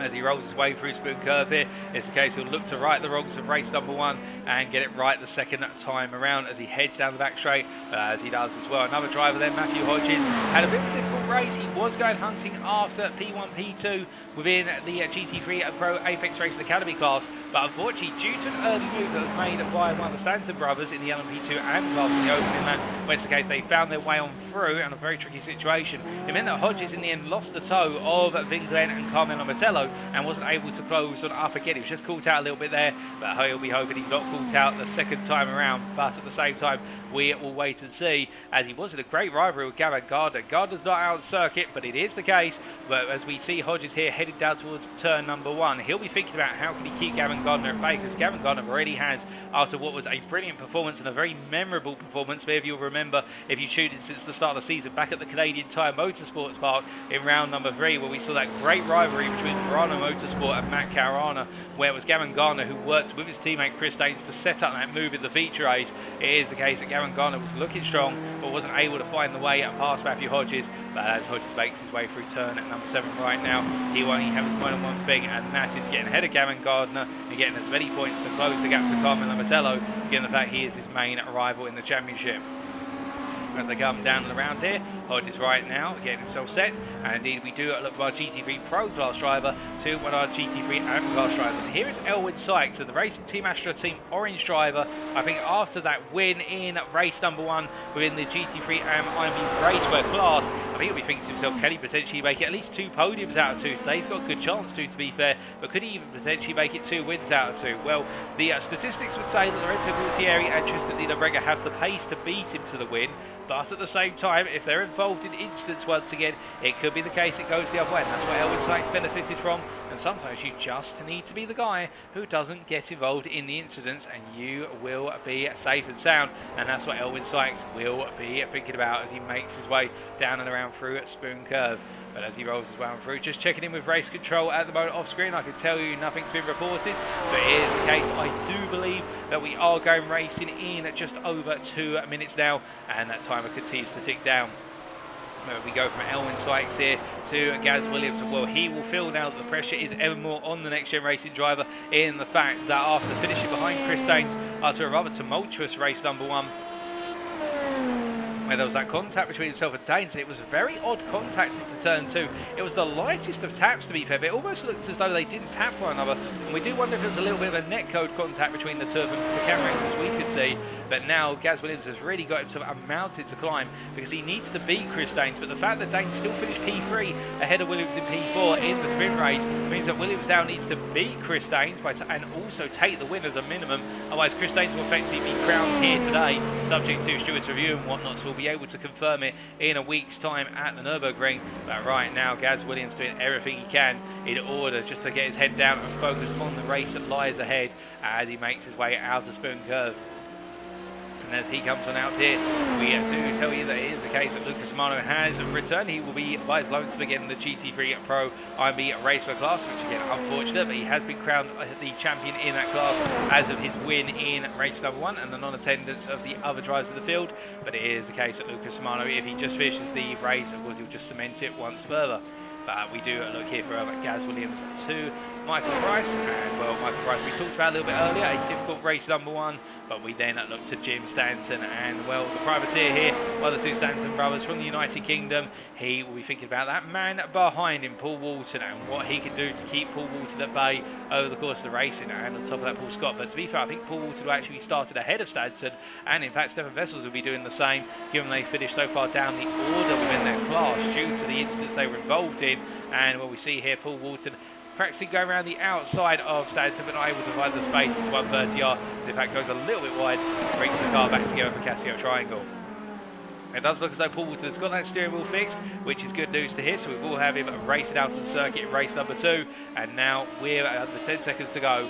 We do get ready for that transition. And speaking of transitions, really the momentum in the GT3 IMB Raceware class is transitioning to Lorenzo Gualtieri. Can he pick up the win in race number 2 and put the pressure on Tristan Dino Brega at its maximum possible? Well, now with the checker flag out, it's time for us to transition to the feature race and find out. So, as our grid is set, let's take you through that grid order for the purposes of this second race. It is the case that for the feature race of round 10 at Suzuka in the Proto GT3 Championship hosted by NXTGEN Racing, Peter Herschel will start on pole position ahead of Dan Skinner. The overall pole there going to Peter Herschel based on the reverse grid ruling. We then have Gaz Williams and Chris Daines on our second row with Adam Delmont starting at P5. Paul Walton behind in P6 on the third row with Stefan Vessels and Paul Williams lining up on row at number 4. Jim Stanton and Mark Sykes on our fifth row, and Richard Stanton and Paul Scott on row at number 6 in the end. Behind them, Michael Price is the last of our LMP2 drivers, with Maurizio Marconi starting P14 pole position in the GT3 classes, with Stefan Albanese and Gavin Gardner line up on row at number 8. Round number 9 goes to Matthew Hodges and Vin Glenn, with Carmelo Mattello and Lucas Sabato sharing row number 10. Then we have Matt Emmons and Jochen Siegert line up on row 11, with Matthew Addy and Darren Dotley line up on row number 12. Behind them, on row number 13, is Tristan Di Lorenzo and Lorenzo Gualtieri. And then our final row, with 2 of our drivers not able to take to the grid for this second race, is Elwyn Sykes and James Slates, who complete our 30 drivers taken to the grid as we do get ready to go racing. I believe it is the case. We've had some slight connectivity issues for Michael Price, but now those have been resolved, and it is time for us to get this rolling start underway. And it will be Peter Herschel, who this time, for Verano Motorsport, takes us away at the green. As they make their way out of 130R, it's Casio Triangle that awaits, and then we will be going racing as night begins to descend on the Suzuka circuit. The headlights are on, and that means the racing is only going to be ever more colourful and intense, as right now our drivers are itching to go, and we go silent waiting for the green.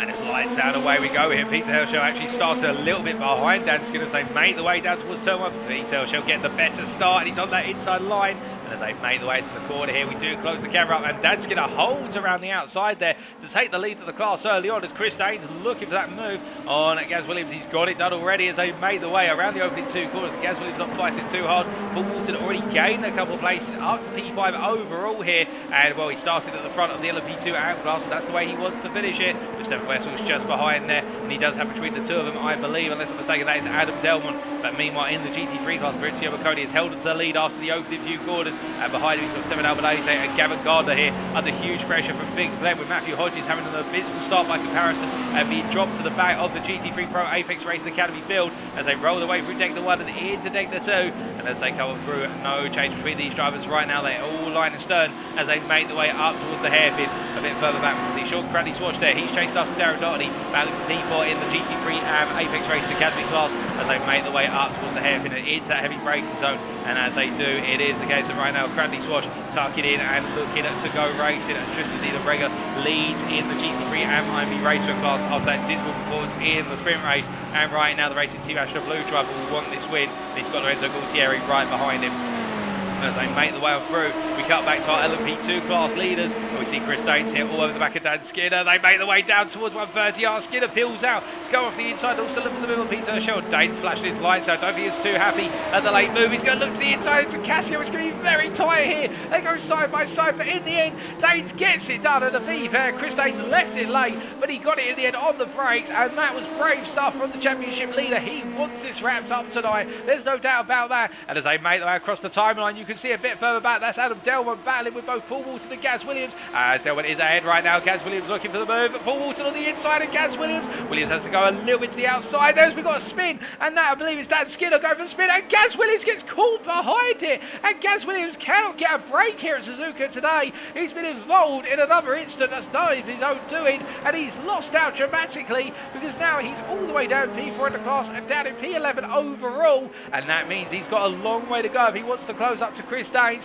who's only got his teammate ahead of him, and I'm sure that Peter Herschel will put up a little bit of a battle, but Chris Daines in the end will come on through, and it will be the case that Williams right now in that P4 position has got it all to do again. But meanwhile, we do look to Maurizio Bocconi here, who is being passed by Dan Skinner as Skinner makes his way back up to speed, and you can see a bit further back Stefan Albanese here pulling away from Gavin Gardner, but Big Glenn closing up to the back of Gardner, but not able to find a way through as they head through the Daines once more. And we do bring the battle box up in the top right corner, or the bottom right corner of the screen I should say, as they make the way down towards the hairpin, and as they come charging into the braking zone, they all stay as they were. Nobody looking for that potential move right now, just all settling into a rhythm here. And to be fair, in more strategic races you can see that at Suzuka, where everybody does calm them down.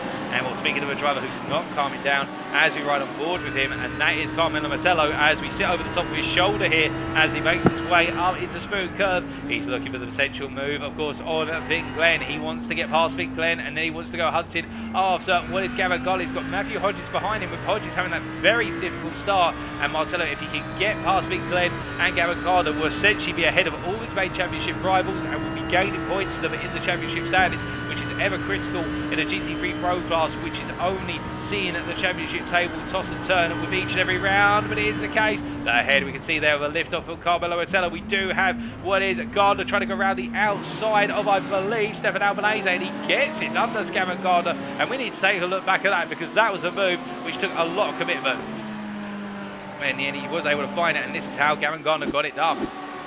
So as they made the way through 130R here, you'll see it is the case that Albanese actually gets hooked onto the exit curve and has to lift off the throttle, and Gardner's made to go all the way around the outside, and as they rolled the way through outside to inside, he was, to be fair, Albanese gave him the respectful room, and in the end Gavin Gardner gained the place as they made their way onto another lap. A brilliant move there by Gavin Gardner, and now up into P2 in the GT3 Pro Apex Racing Academy class.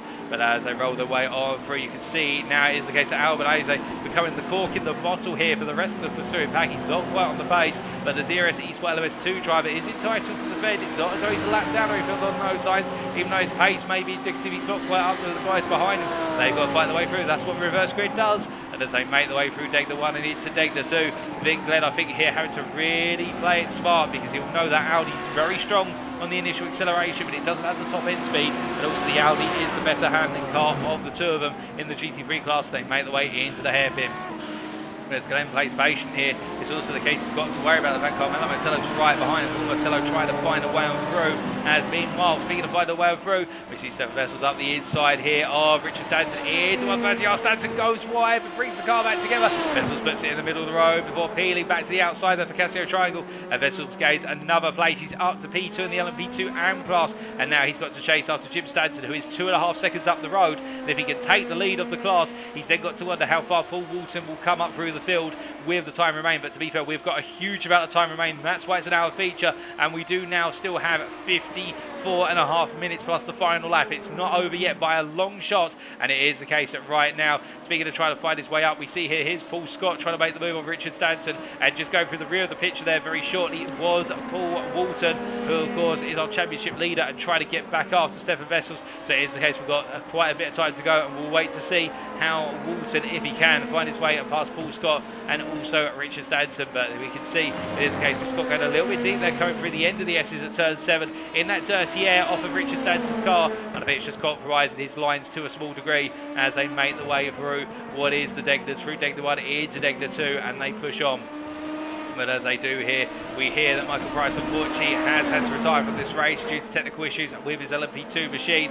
But meanwhile, we do cut from our LMP2s to what is your Consiga here, our leader in the GT3 AM Apex Racing Academy class. And you can see it is the case as we ride on board the gearbox of the BMW M4 driver. That is Matt Evans behind him, with Evans having that very upsetting, I think, sprint race where he was up front and it all went wrong. and that is the case. You can see it here. Well, he had some difficulties at the end of his race, but he's holding on to lead this class right now as they make the way into deck the 2, and as they make the way on through, Evans getting closer and closer. Will he consider the move into the hairpin? Surely not. It's going to be a dive and a half if he does it.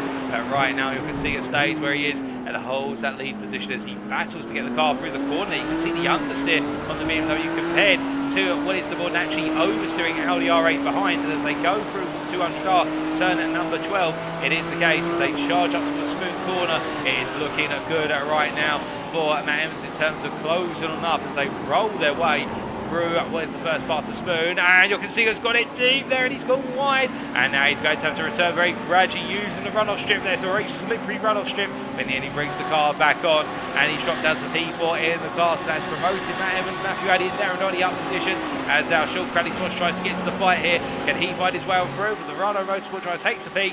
We can also see that Gaz Williams is trying to come on through, and in the end thinks better of it. I think respecting the fact, oh, going to spin into the wall. That is Darren Doherty who's gone into it. Everyone's going to take evasive action, but everyone dodges the way with Lamborghini, and I think it is the case that Darren Doherty there just carried too much speed and losing the rear end. We take a look at what happened.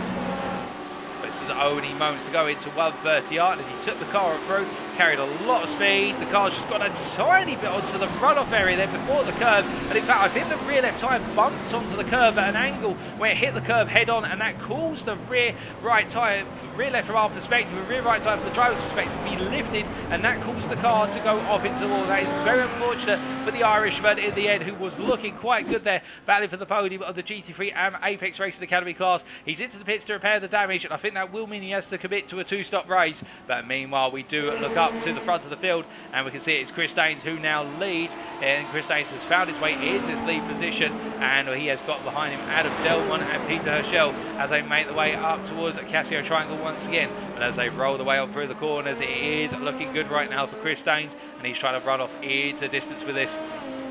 As meanwhile behind we do have Jim Stanton here, who's got Stefan Vessels closing rather rapidly as they make the way across that timeline, and you can see Adam Delmont in fact setting the fastest lap of the race in the LMP2 class overall at 46.266. I think it might be the case that Chris Daines at this point is now moving into a bit of a fuel saving mode and therefore just trying to back off the wick a little bit and therefore avoid a potential 2-stop where he'll only want to do the 1-stop, but we'll wait and see. As meanwhile Jim Stanton here, he has got Stefan Vessels closing, and as we ride on board here with Vessels, you can see really going on the offensive. He'll know that Paul Walton is already up into P3. In fact, Paul Walton off camera has got past both Richard Stanton and Paul Scott. He's done it very rapidly, and now he's trying to hunt down Vessels. So it is the case Vessels needs to get a move on here as he hunts down at Jim Stanton. They make the way into deck 1. They roll their way through the first of the 2 right-handers and now into turn number 2. And as they exit deck 2 and head up towards the hairpin, with 10 minutes this race complete by the time they clear the hairpin, it is the case. 50 minutes still on the clock. There's still plenty of racing to go. Oh my goodness! And Stefan Vessels there just putting the right side tyres briefly onto the grass, under braking into the hairpin and catching the car there. That was a huge save and a vital one. In the fact, if he had not been able to save that, I think it would have been the case that right there and then you could argue that his experience at Suzuka and potentially his championship campaign would be in the barrier, because the Racing Team Astra Blue driver there had to do the mother of all saves. He caught it, and now he's got to go hunting after Stanton once again, but it's not too much of a loss. Only 4 attempts, and that shows you how much on the edge the South African drive is. To be fair, if you're looking for somebody who is either running at 100% or he's doing nothing at all, it is Stefan Vessels, and he doesn't plan to downshift anytime soon. He is constantly upshifting his pace to the maximum possible. He's trying to take the fight to Paul Walton, and you can understand why as he makes his way out of turn number 17 and on to another lap. And speaking of Paul Scott, in the meantime, he is caught up behind Richard Stanton right now and is trying to find a way on through, but Stanton is keeping him at arm's length as they make their way down at 17. Paul Scott understeering wide there at 17. And having to bring the car back together. That was almost stood off there for the left-hand side tyres from the driver's perspective as he makes his way now down the start-finish straight and onto what for him is lap number 7. But as he comes running on through, we do look here too at Matthew Hodges, who is chasing after Stefan Albanese. And Hodges has not been able to find his way past the Audi driver for some time. He takes a little bit of a sniff to the inside there to the first part of Spoon, but no real way through. And as he rolls his way out the second part, we ride on board here with the Ferrari driver, looking to try and close that gap as much as he possibly can. But as they head down towards what is 130 yard down the back straight here, where effectively this is the western start-finish grid. It is the case. You can see Matthew Hodges trying to close up, cannot seem to find it right now. And as they head up towards the Casio Triangle, it's that heavy braking zone.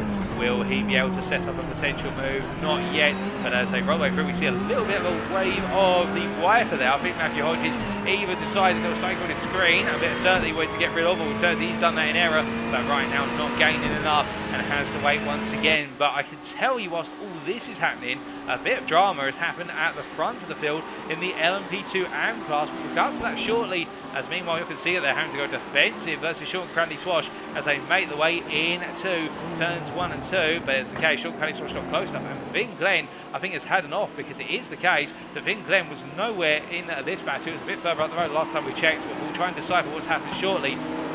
But first, what's happened to Stefan Wessels? Well, this was only moments ago, battling there with Jim Stanton as they came down into Degner 2. Jim Stanton lost the car and Wessels had to slam on the brakes. Oh no, goodness me. And Wessels, I hate to say this, ladies and gents, but I'm not trying to show favouritism. The man just cannot catch a break. Stanton getting it all wrong under the pressure of Wessels, and in the end Wessels literally slamming on the brakes once, twice, 3 times there where he tried to cut his way through, he tried to go round the outside, and in the end it was Stanton who lost it in towards the tyre barrier, and Wessels was collected there. And well, the Racing Team Astra Blue driver has now got it all to do once again, and tell you where he is right now. He's into the pits with a car that's damaged. I think he'll have to commit to a 2-stop here, and I think now it's going to be qualifying laps to the end. But I've got to say, I really do feel for Wessels right now, because at Silverstone he couldn't get a break, and today here at Suzuka he can't catch a break. What does he have to do? But meanwhile we do look from him to Vin Glenn, and we're trying to understand what exactly happened to Vin Glenn earlier on. I think in fact we're getting a replay coming through as of now. Well, this was only moments ago, and as they are making their way down the start-finish straight, this was on lap number 6. He cut his way across there, trying to go around the outside of the number 45 car of what was Stefan Albanese. Well, I think it's the case. He went around the outside through turn 1 and closed in to Albanese a bit tight. And Albanese, I think just the nose came forward and clipped the rear of Vin Glenn's car. And in the end, Vin Glenn sent for a spin, and that has cost him very dearly. But meanwhile, we look back to the live pictures now. And as they make the way on through, it is the case that at the expense of Vin Glenn, Maurizio Marconi still leads the GT3 Pro, the GT3 Pro Apex Racing Academy class, and at the expense of Stefan Wessels and also what was Jim and Richard Stanton, it is the case that Paul Walton has taken the lead of the LMP2 AM class and is already 11 seconds clear of his next closest rival, Paul Scott. And well, I think it's the case that Paul Walton doesn't need to be told twice to exploit the misfortune of another driver here, and he is pushed on. I mean that in a polite way, in the fact he's exploited circumstance, and the RD Simsport driver will know now all he's got to do is keep his head down and not put an error wrong. If he could deliver the pace he was shown in qualifying, or sorry, in the practice we should say, he didn't put a qualifying lap, but deliver the pace he showed in practice, and then also in the sprint race before it went wrong. He's on course right now to look to be firmly in control of this race. And Wendy Walton there in the Facebook chat cheering on her son, who's driving right now. Indeed, it's great to see the Walton family coming out in full force tonight. As meanwhile we do cut from Paul Walton to our leader, the GT3 Pro Apex Racing Academy class. That's Maurizio Marconi here, and Marconi still has Gavin Garner behind. And as they make their way into Spoon, Marconi doing a really good job, to be fair. And I think one of the things I've come to understand with Marconi, he may not have the outright pace to be on pole within the GT3 Pro Apex Racing Academy class, but it does seem as though the Italian has a very good amount of consistency and lap time behind him when he's ahead of drivers, and he's just required to run in clear hair. He looks very comfortable, and right now Gavin Garner is closing on the straights, but Marconi seems to be nailing it through the corners, although he's got to be very careful there at Wars 130. You can just see the car wobble as he clips the apex curb head on rather than at an angle. He didn't slide his way up onto the curb as he would normally plan to do so, and he's now got Gavin Garner, who's inched a bit closer, but that gap is 4.5 tenths. I think he'll feel safe as he comes down towards turns 1 and 2 once more. But as he does, you can see the full splendour of the headlights there as they all come roaring on down, and we do look from the leader of the GT3 Pro Apex Racing Academy class to the leader of the GT3 Apex Racing Academy AM class, and that is Matthew Addy here. who right now leading the class, the best part of 3 seconds clear of his teammate and championship rival Matt Emmons, but Matthew Addy keeping it together and just pressing on. And where's Matt Emmons? Well, there he is, and it was this corner earlier on in the sprint race where it all went wrong, and Matt Emmons will not want to repeat that twice. As we can see there, K-Teams cheering on Emmons in the Facebook chat here, as the Next Gen Racing with Sam Case's UK driver knows he needs to beat Matthew Addy and also Nigel Stock to be holding on to that championship lead come the end of tonight. And right now it is the case, Nigel Stock down in P5, he's nowhere on the pace of the leaders in the class, and therefore Emmons is really looking good. But to be fair, we've said that a number of times, we don't want the commentator's curse to apply to him, so what we will do is leave him be and come back to him later as being one of the GT3 and IMB Raceway class. It is the case that Tristan Di Brega here leads at the moment, but behind him that is Lorenzo Gualtieri, and you can see Gualtieri really putting that pressure on and keeping Di Brega honest as they make the way into the hairpin.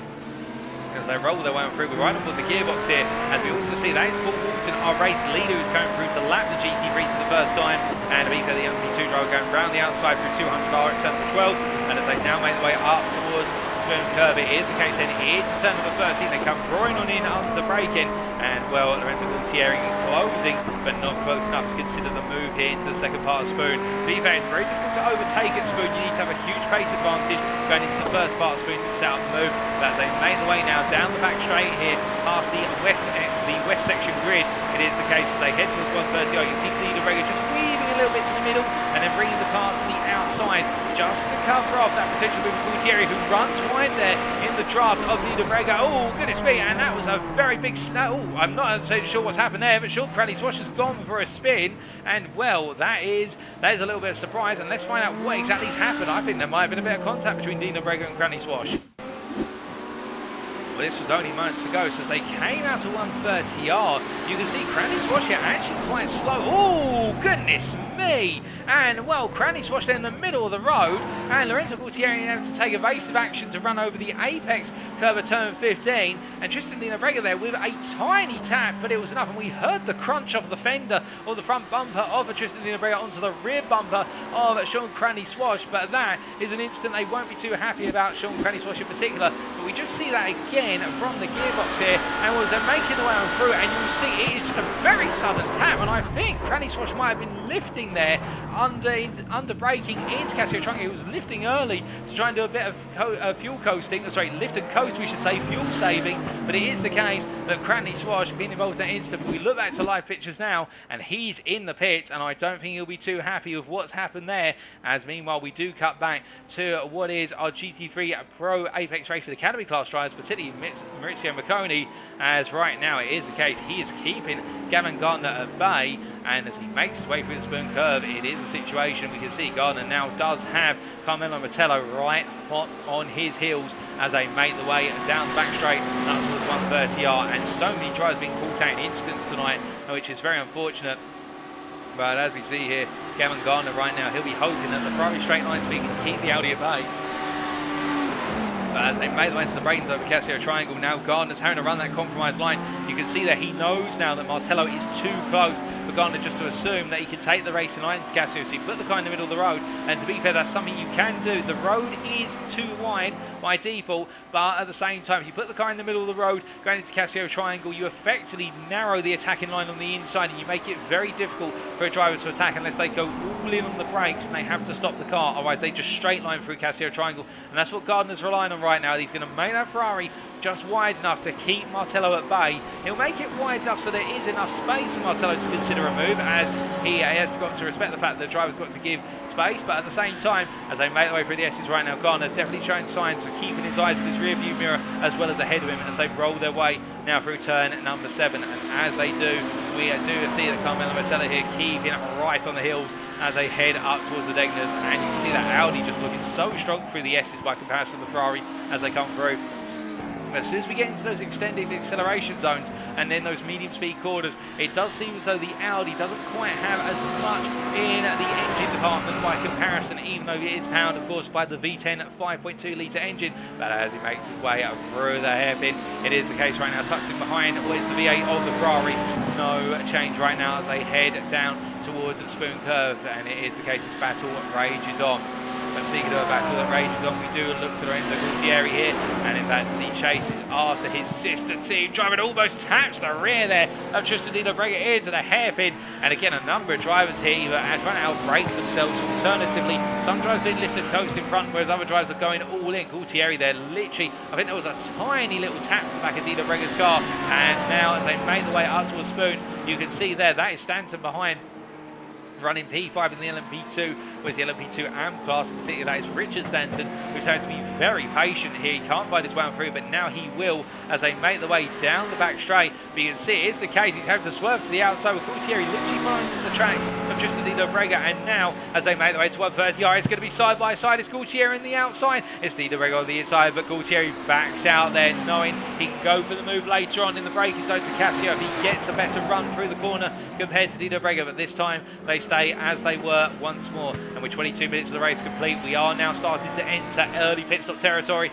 and it is the case that Dino Brega into the pits, and I think he may also be coming in as soon as possible to repair that slight damage to the car from the contact with Sean Cradley Swash, and therefore Lorenzo Gualtieri now has an opportunity to put in some qualifying laps before he comes into the pits. When we say qualifying laps, the fastest possible laps he can do, given the car in its current state, in order to try and jump ahead of Dino Brega through the pit strategy. As Dino Brega, in fact, well, it is the case, he's missed his pit box, and now he's had to reset the car in the pit lane and get it settled down, so that's going to cost him even more time. But we cut away from the pit lane back to Maurizio Bocconi, who continues to lead in the GT3 Pro Apex Racing Academy class, and right now he is opening up a bit of a gap to Gavin Gardner, who I think is feeling more pressure from Carmelo Martello, but meanwhile trying to put pressure on one of the Audis. It is Matthew Hodges here who finds himself seeing a face full of the Stantons. That is Jim Stanton in front of him as he tries to chase after Stefan Albanese. You can see that the Audi driver just a little bit further up the road as they make their way through turn number 12, and as they do, a flash of lights there from Lucas Romano, we see a flash of lights there from Dan Skinner. Everybody flashing their lights to try and signal I'm coming through,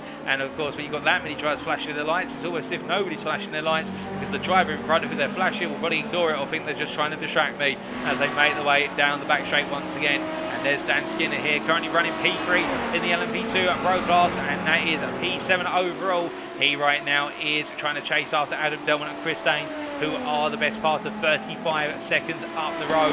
And I think Skinner at this point, I think also focusing just on that P3. As they come rip-roaring on through Casio Triangle once again. Of course, the big question that we do have to answer is how and when will Stefan Vessels make his way all the way back up, if he can, into the top 3 for the LMP2 AM class. He's running P6 at the moment. He's 24.2 seconds behind Richard Stanton. He's got a long way to go as Dan Skinner's into the pit lane. We saw him peel off there just before we cut to Stefan Vessels, but right now Vessels already having made a pit stop, and now he's got to make another. He's got to go all in here. There's nothing else he can do.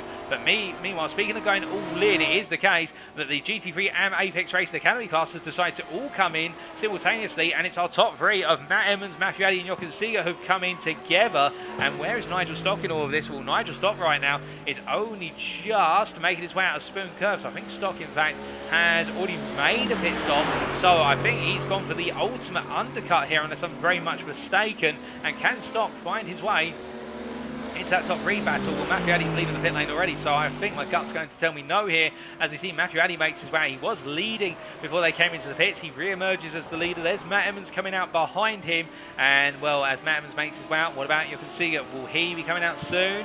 Here is Jochen Seeger. He leaves the pits, but where's Nigel Stock? Nigel Stock makes his way down the start finish straight. This is going to be close. Nigel Stock there on the right, and as the camera pans, there's Jochen Seeger, and Nigel Stock comes on through to take P3 in the GT3 AM Apex Racing Academy class with a slow stop there for Jochen Seeger, and it means now that Nigel Stock is back into podium contention. He'll be on the bottom step of the podium currently, and he is only 8 seconds off of Matt Emmons now. Will Stock be able to close that gap up, given the fact that Mercedes has not been as strong compared to, say, the Audi or the Lamborghini Huracan here? Well, on paper, we would expect no, but to be fair, if anybody's going to deliver a consistent race and not drop it compared to drivers who are going to drop it, out of the 3 of them, Nigel Stock, we would argue, is the most consistent of the 3 at this point in the season. And, well, can the Englishman deliver another surprise result after that win in the sprint? He's hoping for it, of course, but we will wait and see as he goes hunting after the top 2. But as he comes running through, we have got pit stops of Paul Walton, Jim Stanton, and also Paul Scott, also Paul Williams coming on in. They're all making their way in quick succession session here in the LMP2 AM class. It is party season down in the pit lane, albeit the party is the pit crew's going to work in terms of putting the fuel in the car. I don't think anybody's changing tyres here as they all make the way on in. And meanwhile, we look to the LMP2s out on circuit, and particularly your overall leader and your LMP2 Pro leader, and that is Chris Daines, who's yet to make a pit stop. He's gone the longest of any of our LMP2s. He's gone one lap more than the rest, through fuel saving, no doubt. And as he makes his way down the back straight here out towards 130R, he does look firmly in control. But meanwhile, we can see here it is the case, not in control, because Gaz Williams has jumped ahead of him through the pit stops. Here is Adam Delmont, and Gaz Williams, well, he needs to do damage limitation. That's always the story. But as they make their way into the Daines, into Degner 1, you can see Adam Delmont now losing out through the pit stop. And also in the end, Williams were much shorter pit stop by comparison, by the margin in the end of 15 seconds between the two of them. So Delmont having a very slow stop. And I wonder whether Delmont here knows he may be having to go for a two-stop, where it's just a case it's gone wrong in the pit lane as they make the way out to the hairpin. But regardless, Delmont loses P2 in the LMP2 Pro class to Gaz Williams, and Williams now is 56.8 seconds behind Chris Daines. But we do believe Chris Daines will be into the pit shortly. And in fact, no, Chris Daines has gone another lap. Chris Daines is going on for an eternity. And in fact, Richard Stanton doing the same as well, to be fair, as it is the case that Stanton's going on to a 15th lap. Meanwhile, Chris Daines is on the 16th lap currently. And well, we cut from our leaders in the LMP2 class to what is our leaders in the GT3 class, particularly the GT3 Pro Apex Racing Academy class. And we can see here Carmelo Mettello, he's still trying to find a way past Gavin Gardner, and that shows you how close these two are. And to be fair, Gavin Gardner wasn't on the pace necessarily in what was the sprint, but the feature is definitely up there. As he goes into the pits, he releases Carmelo Mettello to take that P2. In fact, Mettello takes the lead of the class when Maurizio Marconi into the pits. So now these laps will really matter for Martello,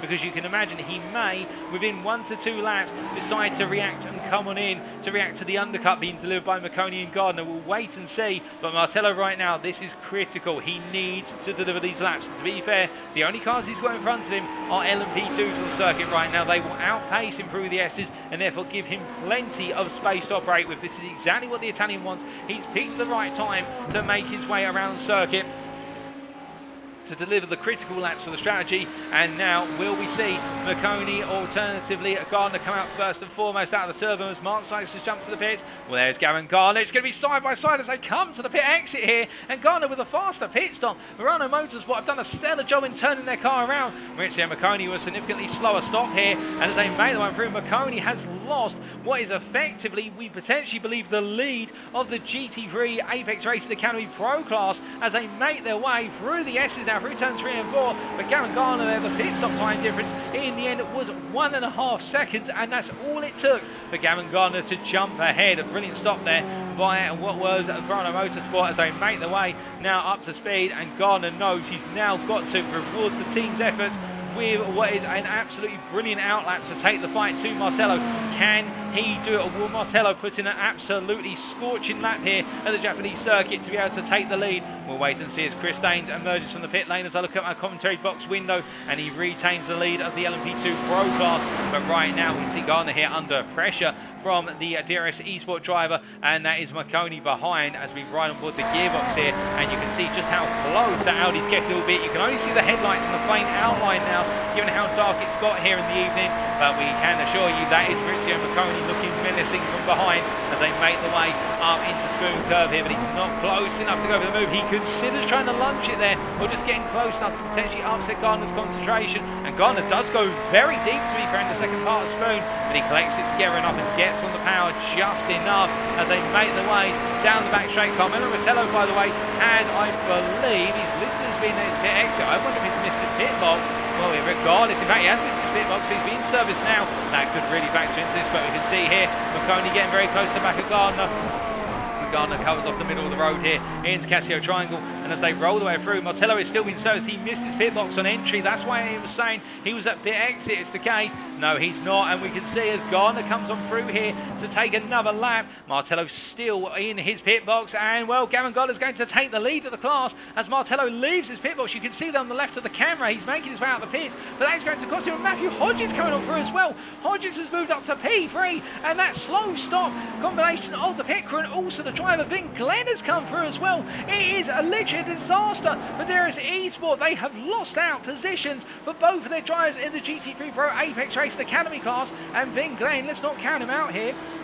If you want one of the faster drivers in the GT3s, you're looking at the Deutsche Payment Esports driver from Germany here. After what was a very difficult start, he's trying to recover this race. He's still got 29 minutes to go, and he is pushing on. Could he be a factor in the race win here in the feature race for the GT3 Pro Apex Race Academy class? I'm going to put my money on he's going for the win here. He's really going to try and close up. He's not far behind. He is only 7 seconds off the leader, Gavin Gardner, and Gardner is under huge pressure as they make their way into the kink here. That's Maurizio Marconi, who's coming alive in this battle, but right now Marconi not able to find a way through, and instead of having to hug the rear of that Ferrari, literally hugging onto it the nose of the Audi. He could reach out and touch the rear wing, but it is a case they make their way through 12 here, where you can see that Ferrari's just got the legs on the straights and is able to keep him at bay as they make their way into the braking zone. But Marconi's up the inside. It's a very nice move into Spoon. Can he make it count here? I think Marconi can, whereas they roll their way out to turn number 13. It is the case. We can see it is Maurizio Marconi who has taken the lead, and well, Gavin Gardner there just, I think, being caught unaware of how far Marconi was going to come for the move, but then Marconi has got it done, and now will Gardner be able to close back up, or will he fall backwards towards Hodges and Glenn? We'll have to find out. But Marconi shine, he may have lost out in the pit stops, but he hasn't lost out on track. As they make their way now through Casio Triangle and head on towards another lap, it is the case that we do look from Maurizio Marconi to Vin Glenn here, and as he makes his way on through, Vin Glenn into the pits. He's already had to make one pit stop, so it's the second stop unfortunately for Vin Glenn, which will put him a long way down the order. We were hoping he only had the one stop and he'd already done it. It is the case this is going to be a scheduled stop, and the Deutsche Payment Esports driver, another driver who does not seem to be able to have any luck currently, but we do hope that will turn around in the final 2 rounds after today. But we cut from him to another driver with poor luck on his side, and that is Stefan Vessels here, as the LMP2 Pro Class driver rolls his way through Spoon Curve, and he does have another pit stop on the cards. We should point out now he is P2 in the LMP2 AM class, but we do expect he has to make another pit stop before this race is over, with 27 minutes still on the clock. So Vessels right now is going all in, and to be fair, he is the fastest of anybody in an LMP2 machine. It doesn't matter if they're a pro or an AM. That last lap from Stefan Vessels of 46.24 versus everybody else being on 47s or 48s. The man is absolutely hammering it out. Then you can understand why, because he's got to give it everything. He cannot afford to finish any lower than P2, second behind Paul Walton, if he wants to keep that championship campaign alive. And right now he's got to do everything. He's throwing the kitchen sink at it if he had it in the car in order to be able to finish on the podium in that P2 position. Will he be able to deliver it? Well, right now if he was to pit and then come back out, it would be the case he'd come back out, I do believe, back in P5 behind Paul Williams, but we will see whether that's what materialises in practice as the 34th minute is complete and Stefan Vessels continues to charge on. As we do look from him to a bit further down the order, particularly to James Slates here, you can see we haven't really talked too much about the GT3 IMB racewear class outside Lorenzo Gualtieri and Tristan Di Nobrega, but it is the case in the battle for the final podium spot. James Slate's having to deal with the fact that he's got Paul Scott trying to come through up into the Degners, but Paul Scott is buying his time and being patient here, albeit he's been very polite. James Slates was closing up to the back of Elwyn Sykes, but right now the RP Motorsport Pro drivers lost out there. I think he was mindful of the fact Paul Scott was closing on up, and Elwyn Sykes, as he breaks his way into the hairpin here, the flames spitting from the back of that McLaren. It is a case that we can see now Elwyn Sykes will have to worry a little bit about the fact that James Slate will be closing back up once again, as we hear that Lucas Romano is into the pit lane from the GT3 Pro IMB Racewear class, and he is the only driver in the class, so it's going to be a bit of a formality, the pit stop. But it is the case that right now Elwyn Sykes here runs very wide. He gets it wrong at Spoon Curve, and I wonder whether that was a bit of the dirty air there off of the back of the LMP2 machine in front of him. But regardless, he gets it wrong, and that promotes James Slates up into third place in the IMB Racewear GT3 AM class, with 25 minutes still remaining as he makes his way up towards 130R.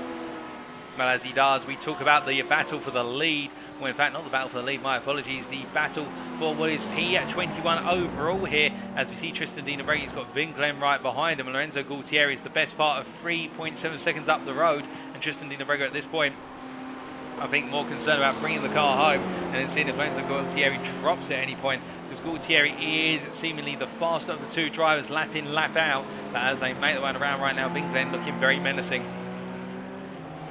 And the beef, you can understand from Glenn's perspective, he's just pitted for his second stop, and now he wants to go charging after his peers in the GT3 Pro Apex Racing Academy class. But can Glenn do it? We'll have to wait and see, as we're hearing that Paul Walton's been involved in a major moment. Now, what on earth has happened to Paul Walton? He's still leading in the LMP2 AM class by a margin of about 20 seconds, according to our timing tower. And it says he's been involved in an incident, and what was the incident? Well, that was not the incident. Here we go. It is the case as we find it. So Paul Walton coming out of Degner 2. Now making his way up towards the hairpin here. Takes a little bit of grass under braking. And just outbrakes himself into the corner and slides to a halt there and catches the car before it spins. And well, the RD Sim Sport driver there almost getting it wrong and just taking a bit of grass on entry into the hairpin. But he's worried about it together, and it's a mistake he won't want to repeat any time soon. As right now he holds a lead of 17 seconds after that moment is accounted for over Stefan Vessels. Keep in mind, of course, Vessels is likely to have to make another pit stop. So really we are timing that gap to Paul Scott, which would be at 26.5 seconds when all is said and done at this point. As Paul Walton comes across that timeline to go on to what for him is now lap number 21.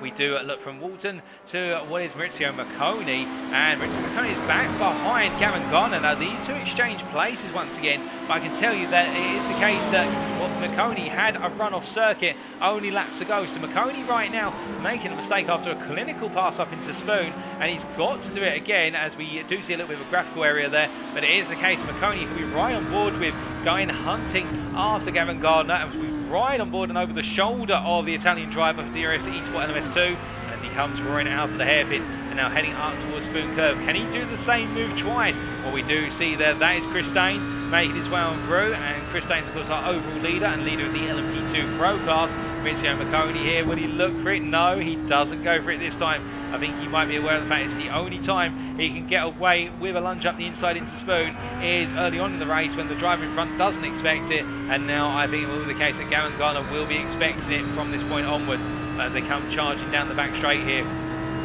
Just sense of perspective here for Macconi when he's running in that dirty air, just how he's having to compensate as he makes his way to 130R, keeps it nice and wide, the apex curve, but the rear unsettles a little bit there, and he brings it back together. That was very fortunate, able to use the runoff area, but Macconi just losing a bit of that downforce from the dirty air of the throw in front of him, and therefore the rear coming up as he went through 130R, and that could have been in tatters, much like what we saw for Darren Doherty earlier on, where he was in the wall coming out 130R, but it wasn't to be, and Macconi's kept it together and is still right behind the Ferrari as they go on to another lap. As they come charging down into turns 1 and 2, it is the case that right now Gavin Gardner keeping his head down.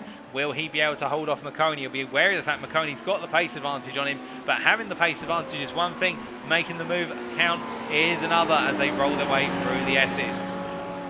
But it's been one of the closest battles on circuit by right now by a considerable margin, and we'll stay with it for the time being. And well, where is Macconi the stronger of the two? If we do it based on the lap sectors, really it's over the whole lap. Macconi's just a tiny bit faster in each sector, and it adds up. So it's Macconi who has the advantage, but he doesn't have one sector in particular where he can really exploit that pace advantage and try and go for a move in that sector or the sector that follows. And that could be a bit of a difficulty for Macconi. Perhaps he's preying on the fact that Gardner may make a mistake, and that's how he's going to be able to get the move. We saw he went for the move with no mistakes there earlier up into Spoon Curve. As we see Gardner goes a little bit deep there coming out to the hairpin, it's maybe an opportunity as they head down for 200R and in towards Spoon Curve this time. But will it be an opportunity, or will it be another game of waiting? We will find out very shortly as they make their way into that trail braking zone. Macconi takes a little bit of a peek, but no, not close enough once again. He has to wait and wait for his turn.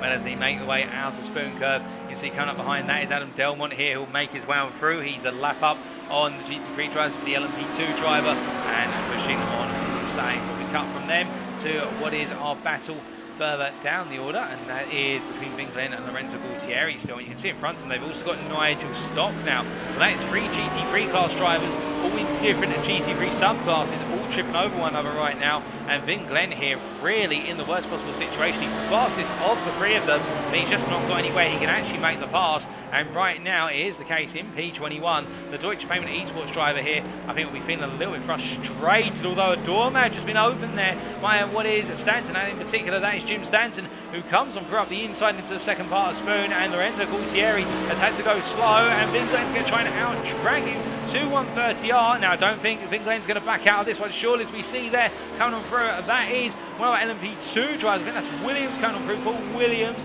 But as they make the way down to the braking zone back, Lorenzo Gualtieri, they're backing out, and Vinglen staying the course. He's gained one of those places, and now he'll go hunting after Nigel Stott, but he's still a long way off of his GT3 Pro Apex Racing Academy class companions as they make the way on to another lap.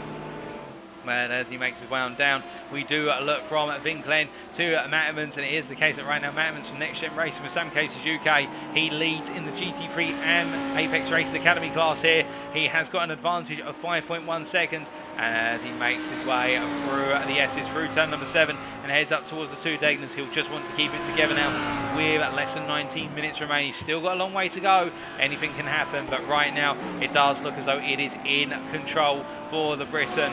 And as he heads up towards the hairpin, it is the case that he will be just focusing on what lies ahead of him. And Matthew Addy, his rival in the championship, is into the wall there. And who's that into the wall? I think that's James Slates, or is that Paul Scott? I'm not 100% sure. We will take a look very shortly. That's not James Slates. James Slates has had a moment elsewhere on circuit. I think it might have actually been Paul Scott who's had a bit of a moment with the wall. In fact, that is Paul Scott. What on earth happened to Paul Scott?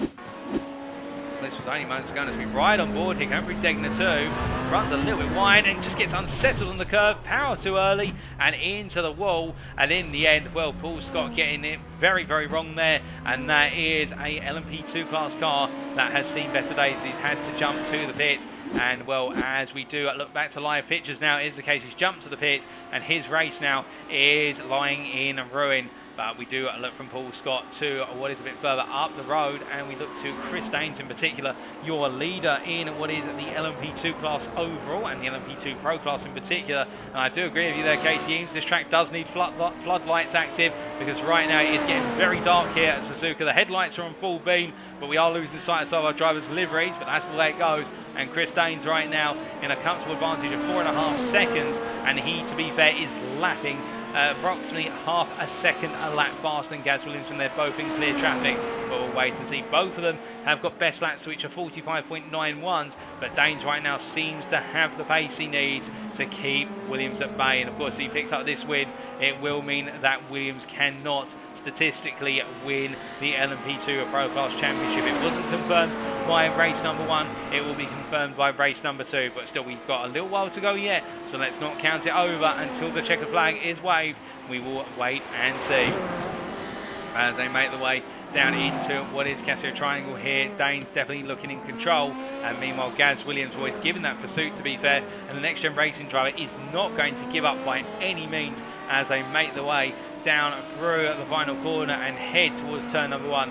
I think Williams at this point just wary of the fact that there is still some time to go, and it seems as though the gap is rolling the way of Daines as he makes his way into turns 1 and 2.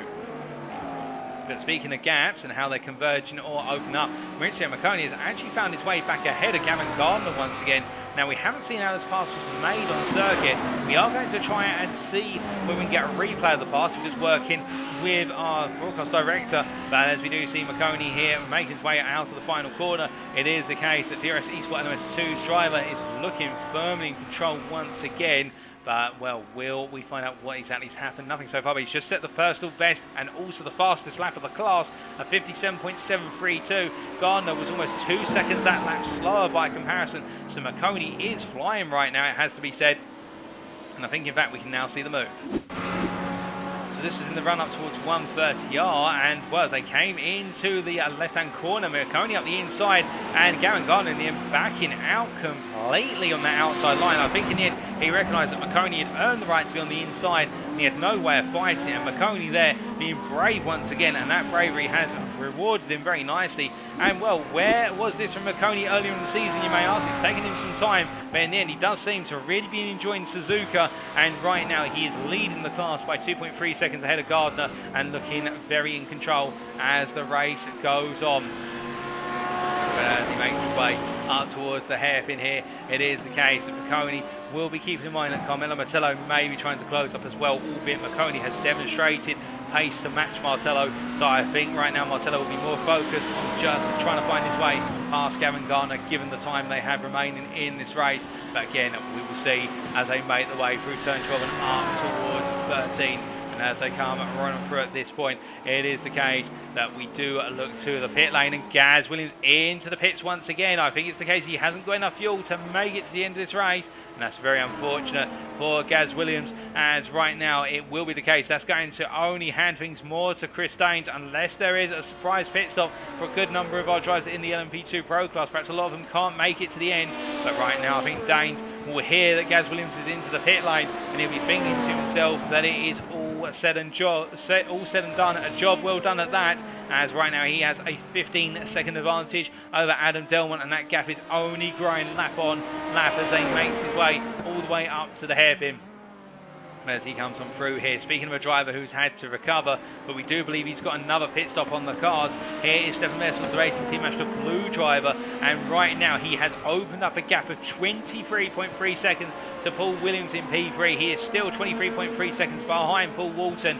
but to give you an idea right now of his pace, he is lapping 1.6 seconds a lap faster than the class leader. But be fair, Vessels has to go a win. He's not fuel saving, I don't think, so therefore he will have to pit, whereas I think Walton is doing significant fuel saving, and therefore Vessels right now is really racing to make sure he does not come out behind Williams or Richard Stanton. He drives in P3, P4 in the timing tower there, because if not, then he'll be guaranteed that P2, and it means that he can keep his championship campaign alive going into the penultimate round. But he will need a huge overhaul of points versus Walton at the Nürburgring GP Vidal circuit versus the championship leader, because otherwise Walton, he won't have sealed it come the final round, but it will be the case that then it will rely on Vessels to finish ahead of Walton, and Walton to drop points for Vessels to be able to take that championship, assuming that the drop points do not play out to upset the car. And to be fair, we do have quite a few drop points to consider with regards to Paul Walton and Vessels to an extent as well, so that's something we've also got to keep in mind. This series does have one drop score round, and we do not have that factored into the points calculations at this time. As we see Vessels here rolling his way through Casio Triangle, the Racing Team Master Blue driver here looking firmly in control of the car and pushing onwards. He continues to close that gap down and open up the gap to the drivers behind. But we do look from here to Carmelo Martello, and right now the DRS Esport LMS1 driver chasing after Gavin Gardner. Gardner is looking a little bit vulnerable as the Ferrari driver. He doesn't seem to have the pace of the Audi behind, and as they roll their way through Casio Triangle, we're right on board here with the Audi driver. And as he comes roaring out the final point, you can see he's right there in the toe. He's very close, 1.5 temps. And as they make their way down the start-finish straight here, I think it's going to be a look for a move as they make their way into turn 1. He peels the inside here. It's going to be Gardner on the outside. They head in towards the apex of turn 1. Gardner gives him the space. They roll into 2. It's brilliant side by side, but there's contact between the two of them as they come on through. And, well, I believe there was contact. It was the smallest of taps as they came together and tried to share the space. But Carmelo Martello has made his way on through. Matthew Hodges will come through with him.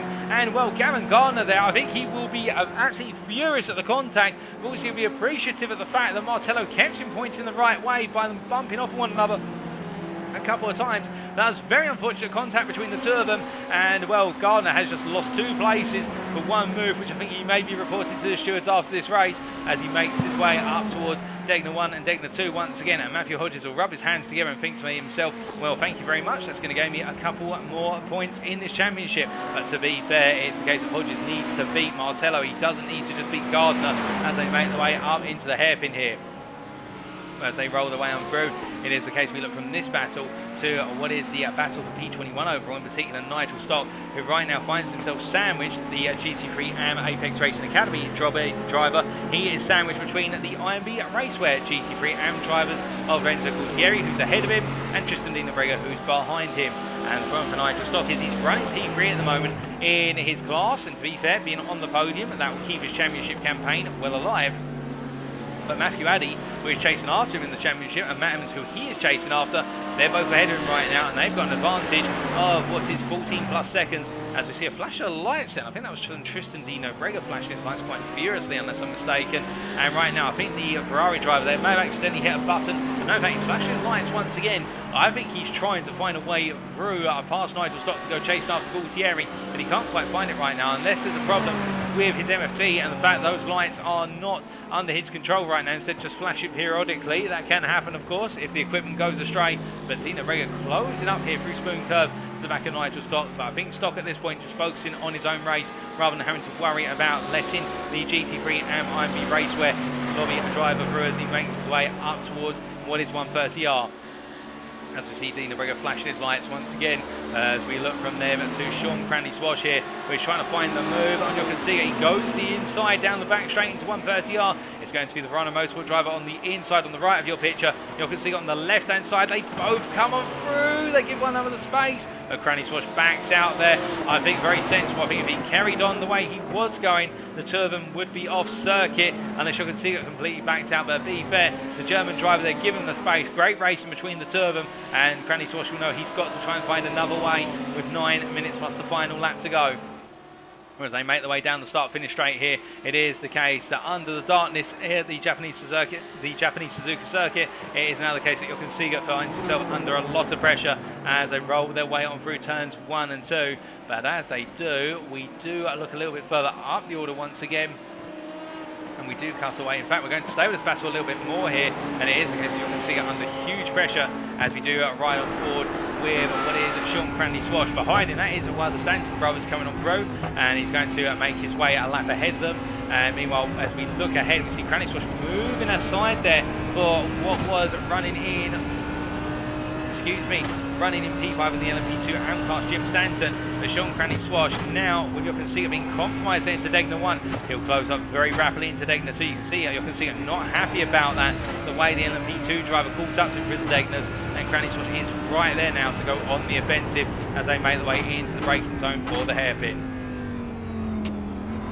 As they roll the way on through there, as we hear just a little bit of spit out of the exhaust of the Lamborghini, it is the case that the driver Cranley Swash looking for that potential run. You can see it holding a very wide line there, and interestingly enough, I think it's the case we've got another LMP2 going through, and that is Gaz Williams making his way up the inside of the pair of them. But you can see it really compromised there through the first part of Spoon, and this is what Cranley Swash needs, another attempt at a run down the back straight into 130R, but that BMW M4 very fast on the straight, almost at levels of the Mercedes AMG. And as they make the way up towards the very tricky turn number 14, Cranley Swash in the tow. Can he get close enough? He thinks maybe he backs out in the end. He just puts the pressure on instead, and now waits another opportunity. As you can see, it keeps it together into Casio Triangle. Doesn't put a foot wrong here, and the great consistency between the two of them is something to be admired as they roll the way through. They're battling for P4 in class, but to them I think this will feel like the vision on the podium, given how close they're battling for it as they make their way across that timeline. And as they come roaring on down this time, they go on to what for them is now lap number 27.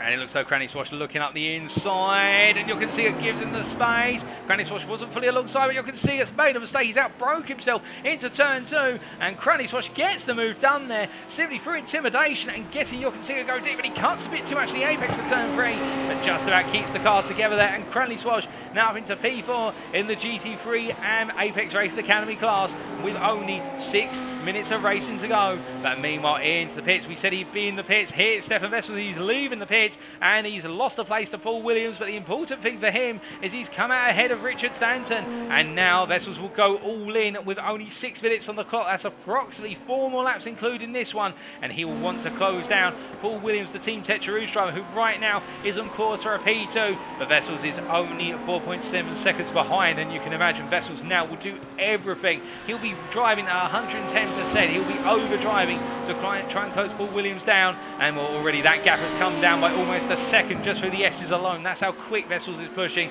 as you see him in the rear of the picture briefly as we cut across the Degners, and Paul Williams will know now that he's going to have to go very defensive if he wants to hold on to that P2, as Vessels will do anything to come on through. There's no question about that.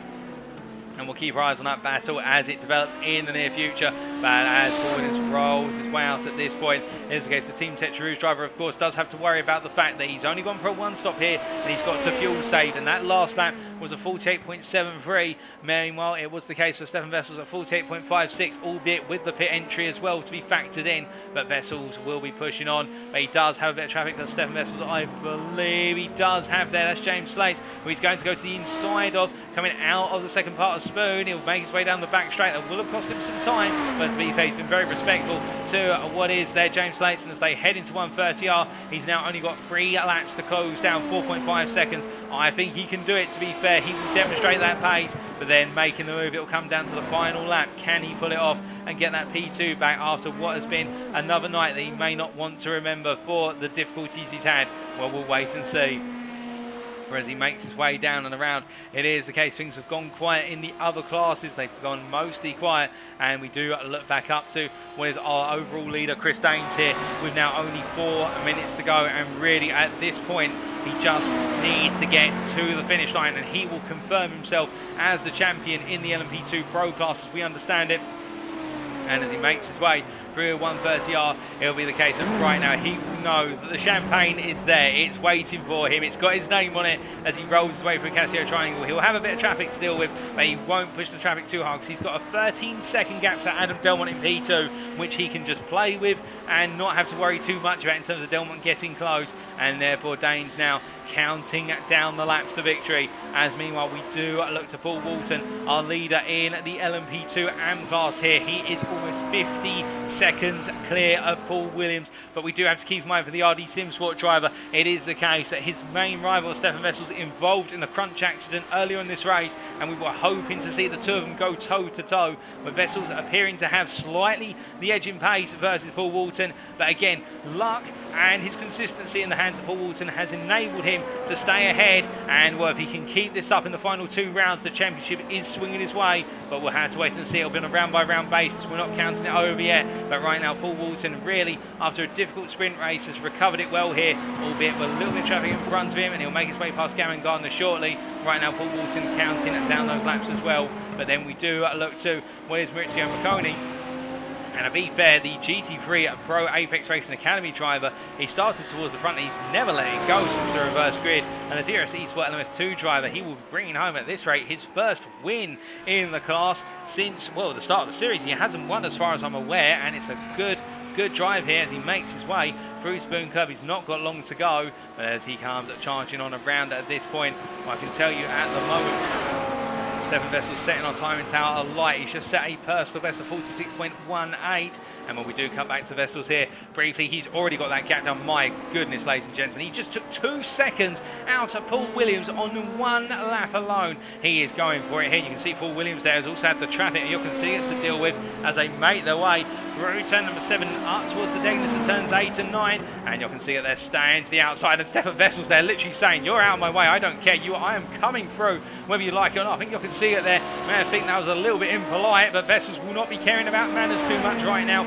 as he comes charging up towards the hairpin here. The man is on a mission, and that mission he wants to accomplish as he comes all the way through hairpin and now down towards Spoon once again. The gap continues to close down, 1.5 minutes on the clock, as I can tell you that Paul Walton has gone on to another lap already, and I believe he has gone on to what will be, not Paul Walton, Chris Daines has gone on to another lap already on what I believe will be our final lap, our 33rd lap of the circuit. And Wessels here finding traffic at the most inconvenient places, and that was Sean Cranny Swash there. But to be fair, that traffic, that's what happens in multi-class racing. The traffic comes sometimes in great places, sometimes in bad places. You have to take it with a pinch of salt, and Wessels right now, with not long to go, he's got to close down 1.6 seconds, we reckon, by the time he gets to the timeline to go on to the final lap and pass Paul Williams. Can he do it? That will be the question. I think it's going to be very hard, but if he can, in terms of the traffic right now, there's not too much traffic ahead of them, just 1 or 2. In fact, they've got 3 GT3s, so they'll potentially catch over the next lap. It's going to be interesting to see. But as he makes his way on down here, we must cut from Stefan Wessels to our overall leader with half a minute to go. And, well, what can we say other than after what was a difficult sprint race, which in the end he was able to bring home up towards the front and beat Gaz Williams to the line. It is the case he's going to take the win in the feature race here. It won't be back-to-back victories today, but it'll feel like it has been for as he makes it out the final corner. He is going to deliver us one more lap. He's got one more lap in the tank, which I think for Stefan Wessels he'll be very pleased with here. And now Chris Daines on that final lap to take in the championship crown. He sets a personal best and the fastest lap of the race by almost 7/10 of a second. My goodness, a 45.25.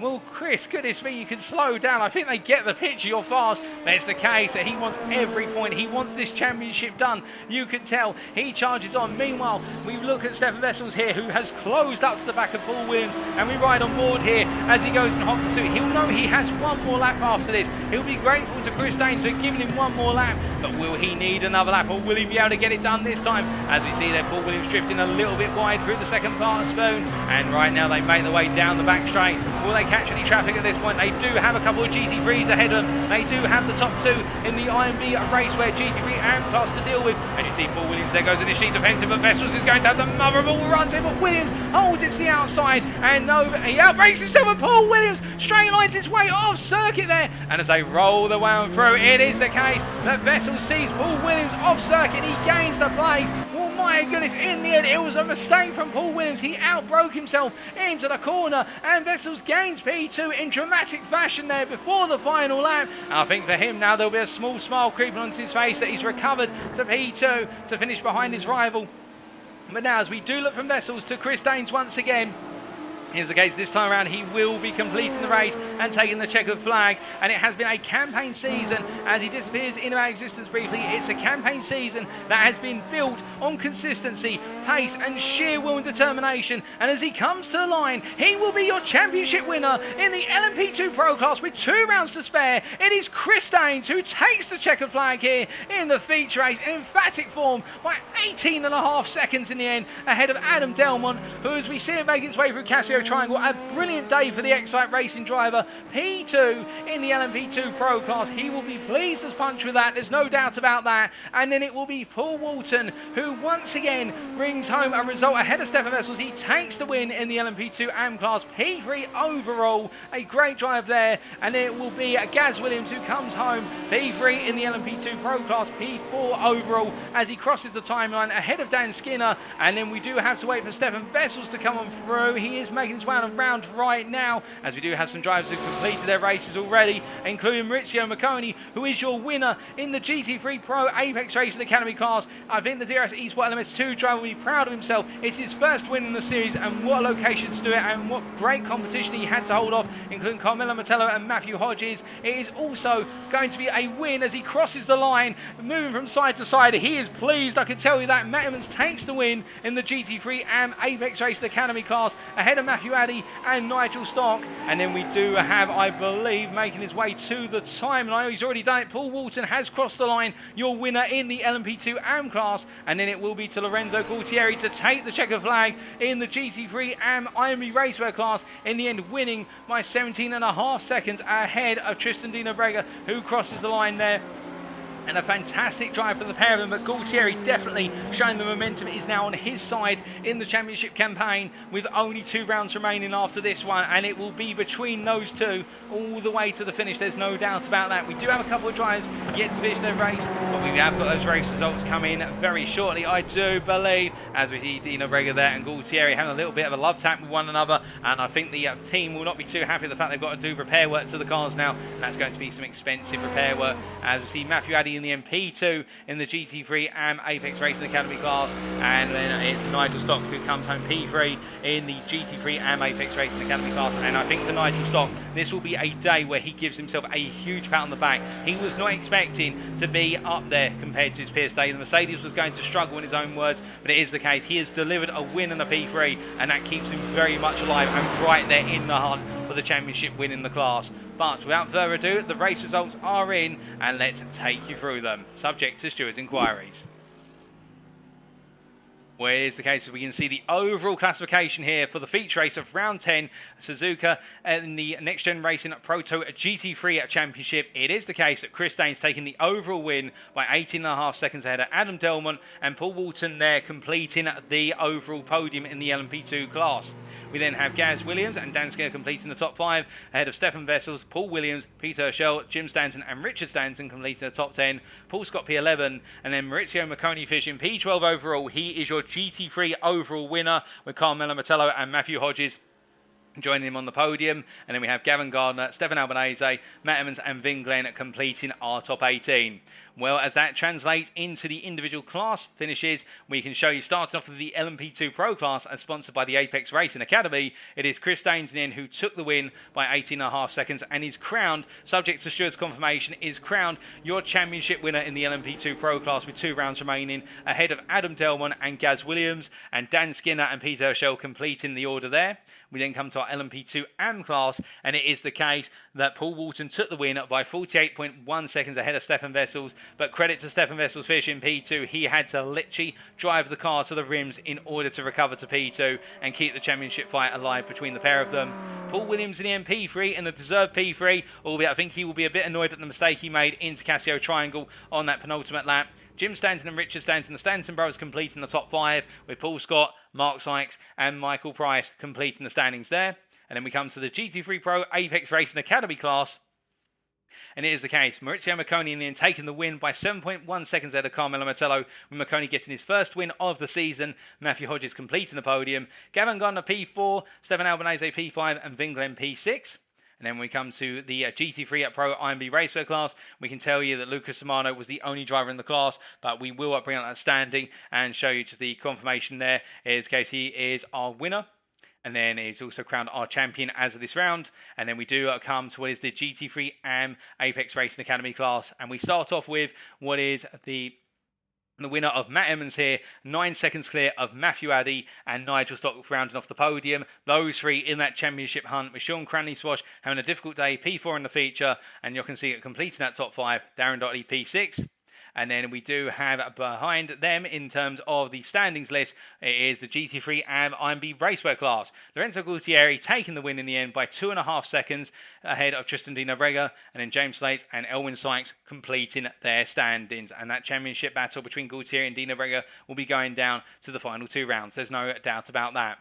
Well, ladies and gentlemen, that is the feature race complete. That's all of our racing action complete. And now we get ready for the post-round interviews of our 4 selected drivers. We'll be back in approximately 5 minutes to kick those off. But in the meantime, don't go too far because it'll be interesting to hear the perspectives of our drivers. And, well, we'll have to wait and see who we can get in the interview room. We'll be back very shortly.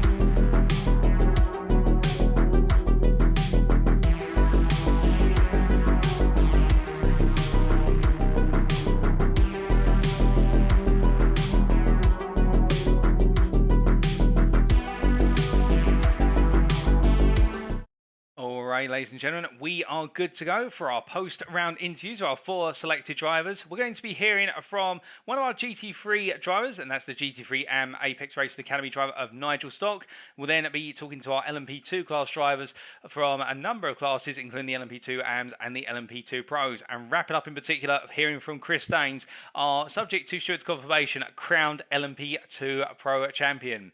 But we start off from the top, and we begin with Nigel Stock in what has been a very interesting night for the Mercedes driver. So as we bring him into the interview room, Nigel, a win in the sprint, a 3rd place in the feature. When we talked before the race, it seems like you weren't expecting too much from the Mercedes, but if anything, you've actually had a very pleasant night of results. How do you feel Suzuka's treated you? I'm pleasantly surprised, especially after qualifying, because I was not really in a brilliant place. So I'm glad I managed to get some good points.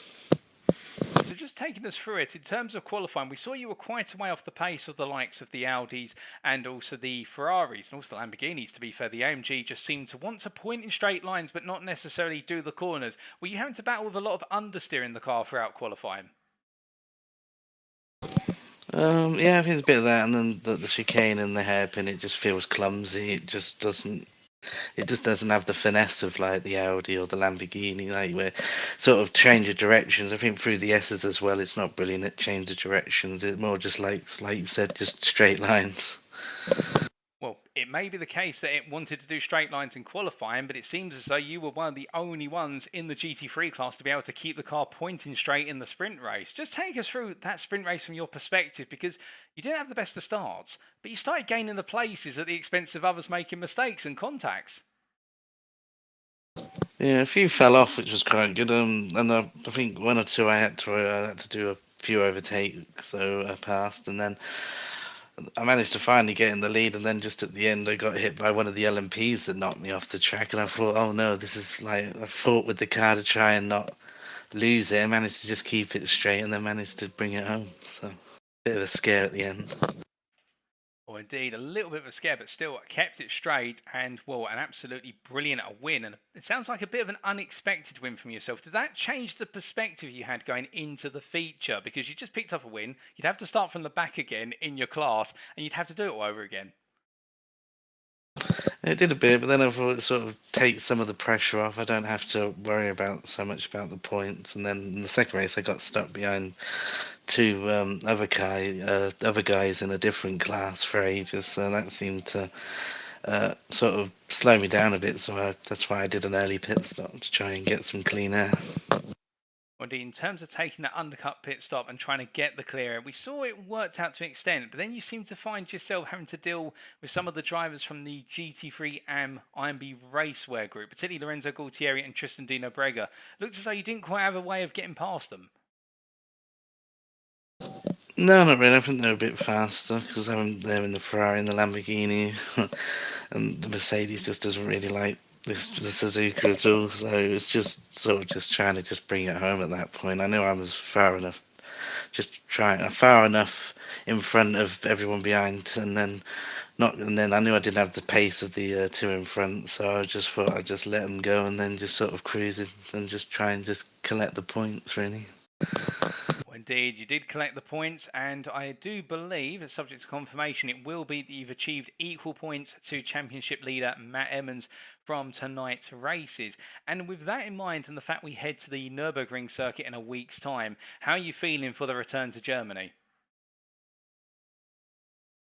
Hopefully it can do well. It's a bit more of a faster paced track, so hopefully it will suit the Mercedes a bit more. And I did well at Hockenheim, so hopefully I can do well there as well, and get some more points and keep the pressure on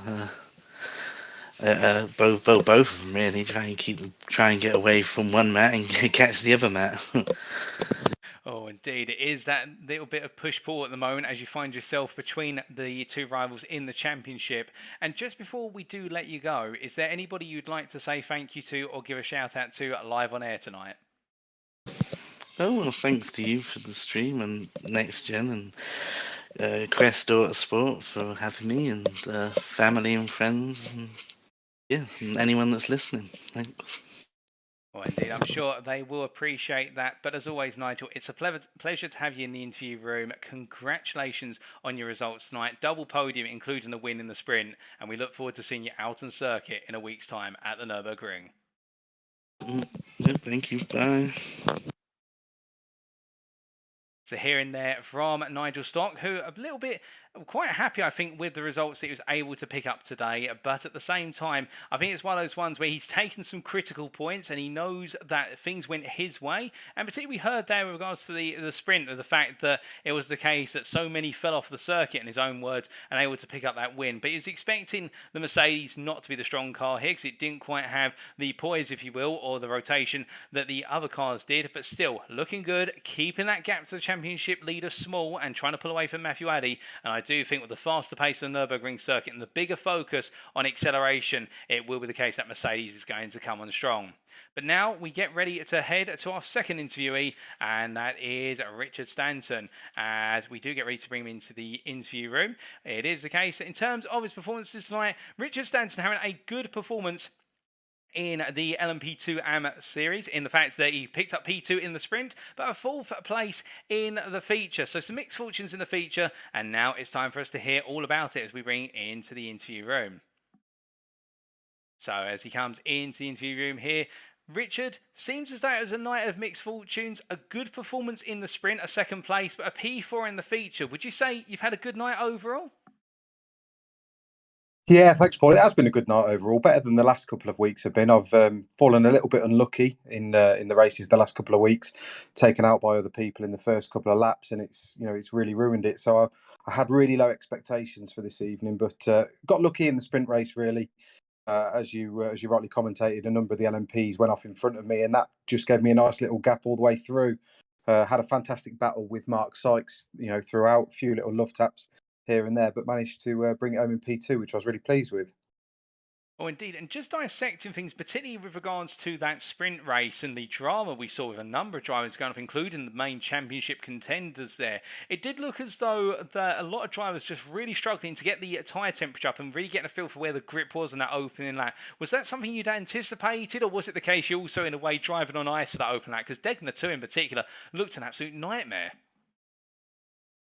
Yeah, I mean, it definitely was difficult. It's quite a short outlap, and it's a tough track with cold tyres, at the best of times. But I don't think I really gave it much thought. If anything, I was probably holding back a little bit. As I say, the last few weeks have not been very kind to me at all, and so what I was trying to do more than anything was stay out of trouble, which I managed to get through the first couple of laps, and then see where I can go from there, which obviously paid off for me this week. Managed to keep it out of trouble and bring it home for the podium.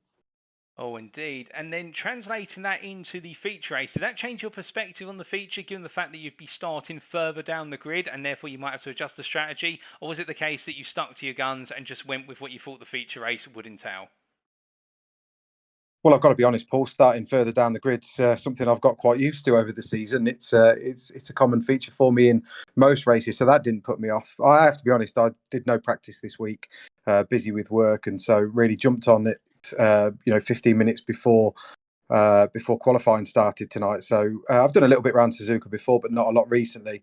And then, if I'm honest, the feature race really threw me when the daylight went and we ended up in the dark.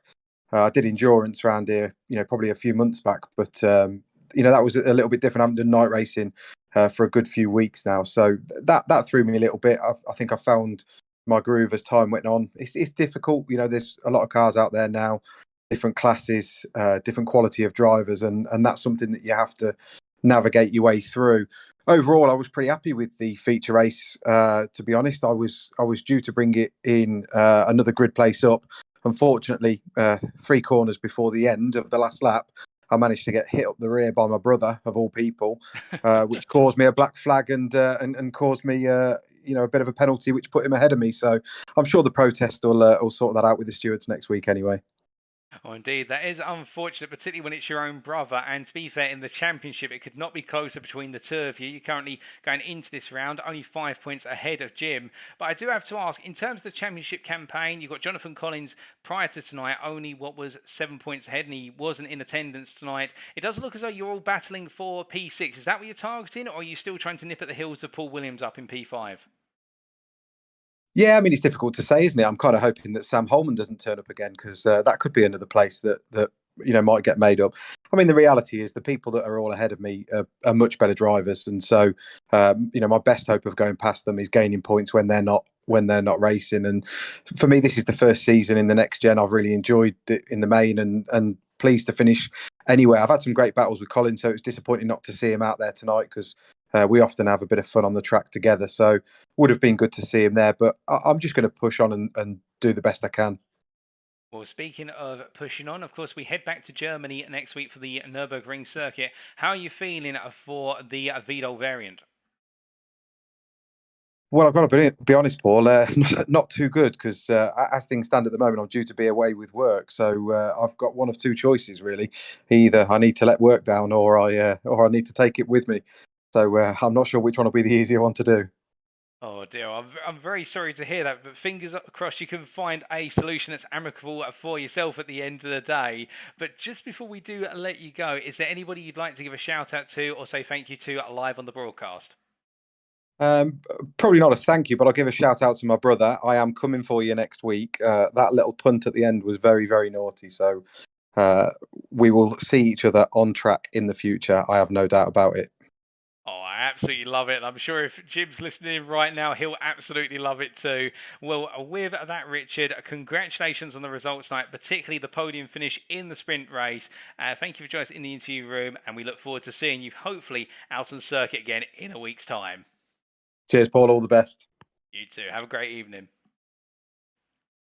So with that, we've heard from Richard Stanton there, and I think very happy with the way the results have gone tonight with regards to that second place in the sprint, just staying out of trouble. And you heard it in his own words there, the fact that he's a case, that P2 punching above where he expected to finish in the relative pace order of the LMP2 AM class. But sometimes if you just stay out of trouble, you can achieve results beyond your expectations. And that's definitely been the case, albeit a little bit of contact between himself and his brother right at the end of the feature, which saw him lose out in the third place. As he said, I think he'll be gunning for his brother Jim in the next round should he be able to attend, and we look forward to seeing that rivalry between the two brothers go down to the wire. Even more so if we do see the return of Jonathan Collins and Sam Holman as well. They have been known to battle one another in and out week on week.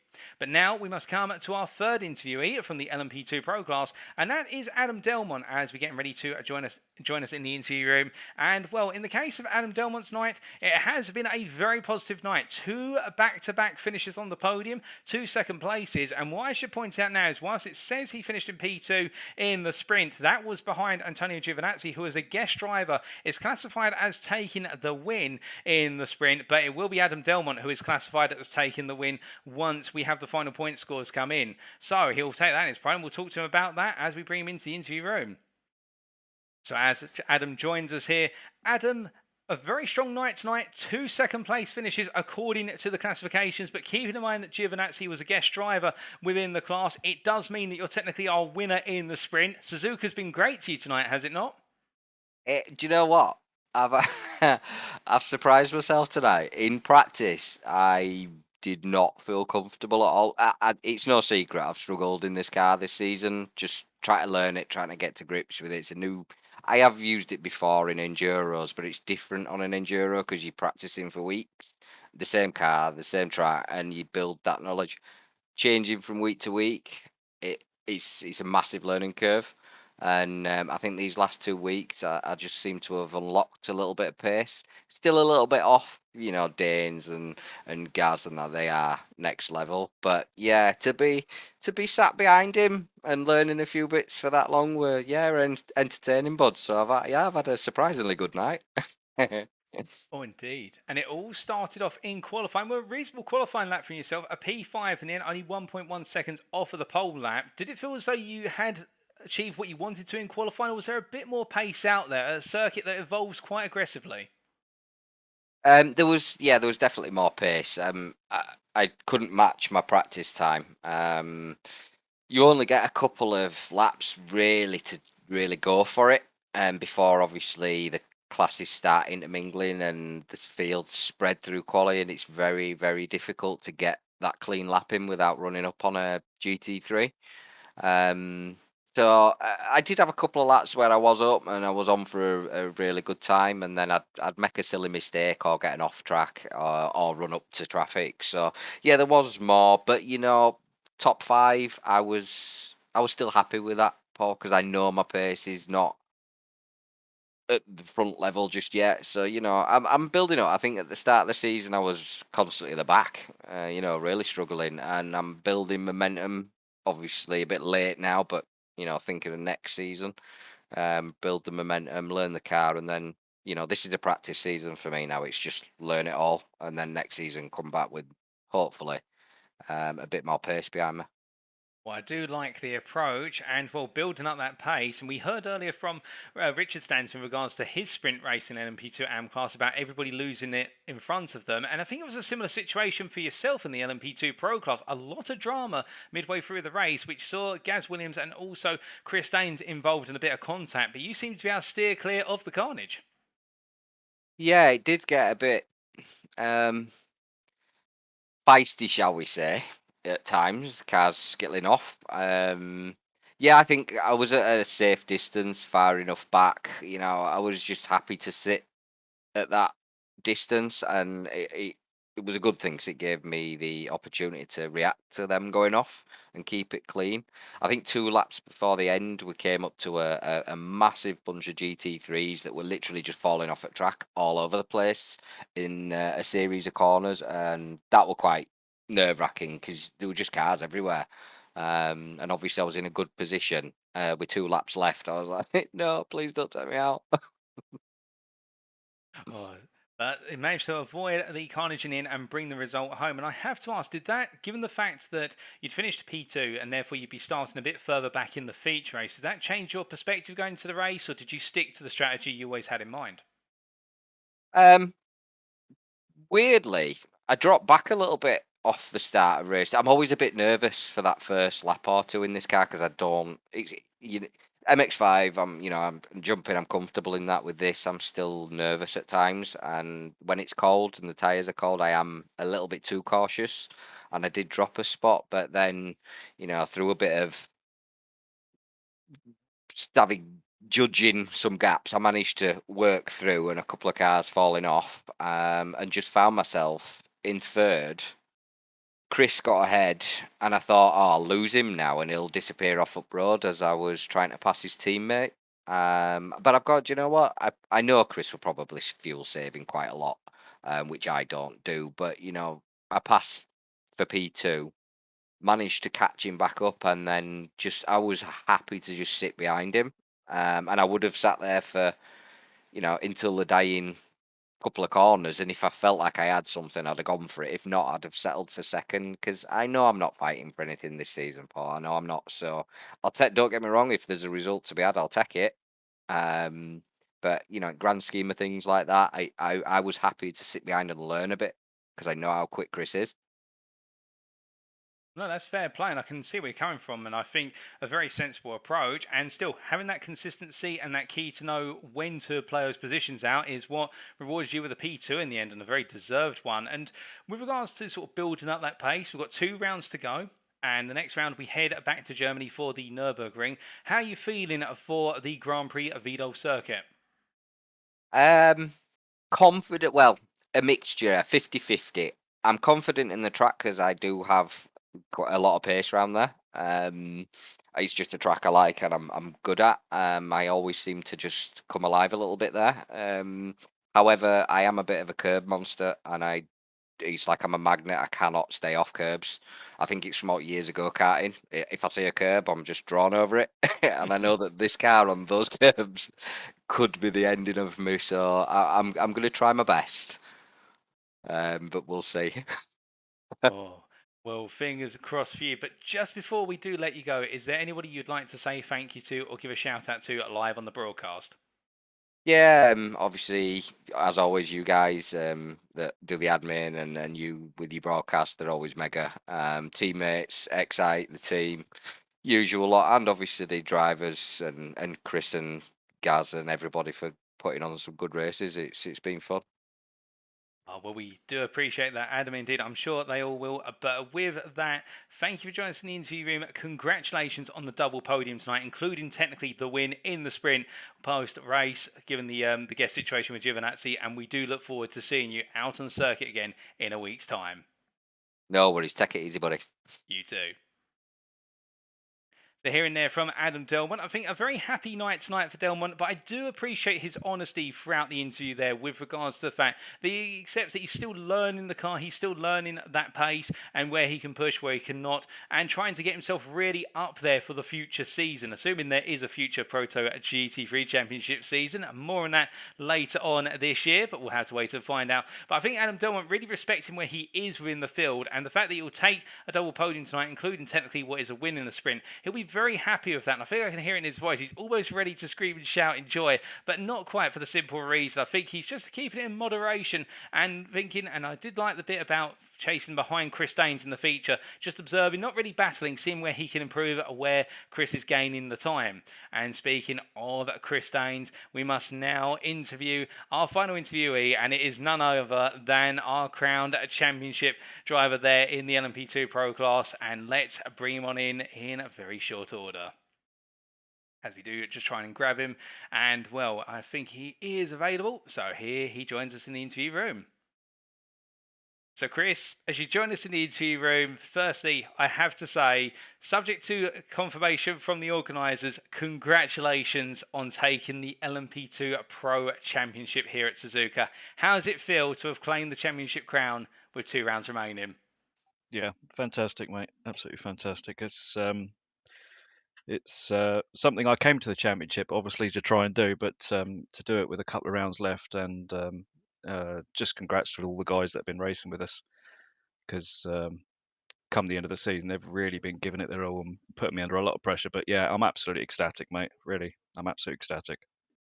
That's brilliant to hear. And to be fair, we know Suzuka is a circuit that normally adds a lot of drama in championship campaigns, and today was no exception. We'll come on to the sprint race shortly, but qualifying firstly, taking pole in the end by half a second compared to your championship rival. It seemed as though you were on fire once again in qualifying. Was that the lap you wanted to put you on pole, or was there more out there? No, I was lucky to get that lap in, to be honest with you. I pulled into the pits quite early on to change my tyres. I kept the fuel in because I didn't need any more fuel, but I came in early and sat there for a while.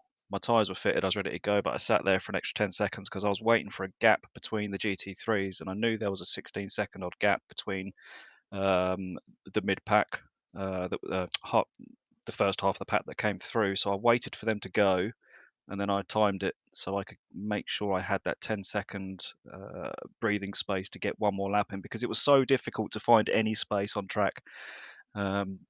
And it was difficult for everyone. I was just speaking to Gaz, and he really found it hard to get a lap in as well. So yeah, I was sort of planned that qualifying quite well for myself, really. And yeah, that's the only reason I got that good lap in, because I really found a good bit of space there. Well, it definitely showed in terms of lap time in the end, and in rather dominant form, putting yourself on pole. But then coming on to the sprint race, it seems as though what was looking to be a good start was jumped in the end by Antonio Giovinazzi, and then it was a game of cat and mouse for some time. Just take us through what happened in the sprint. Yeah, a bit of a sore one for me, actually, because I went on the green as the rules state, and all of a sudden I see Gio behind me doing another 10 mile an hour more than me, and to me it seemed like he jumped the start. I mean, there's no way you can fly past 3 cars like that at the start and get ahead by a car length without having to jump the start, because me and Gaz both went on green and we're still side by side. So either or is what it is. I caught up the back of Gio, sat with him for a few laps. He was making a few mistakes, hitting the curbs a bit too hard, so I thought, okay. And yeah, I come out the hairpin, went to overtake him around the outside, and I got just as I was on the outside of him, he just squeezed me off into the grass and put me into the barrier. So I dropped down to 4th. Obviously, I was a bit annoyed at that, to say the least.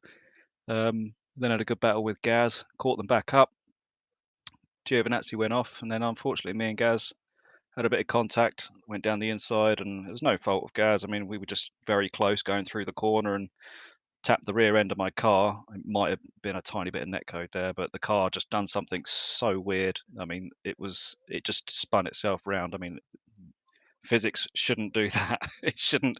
If you get hit on the left rear quarter panel, it shouldn't spin you the same way. It should spin you the completely opposite way around, but it didn't. For some reason, my car spun to the right hand side, getting hit on the left, which was really weird. So, yeah, a bit disappointing. It all went a bit belly up from there, but I still managed to claim. I think it was P2. It was P3 overall, but P2 in class because Gio doesn't score points. But yeah, so it was a very messy race, which I wasn't really happy with, but we got some points.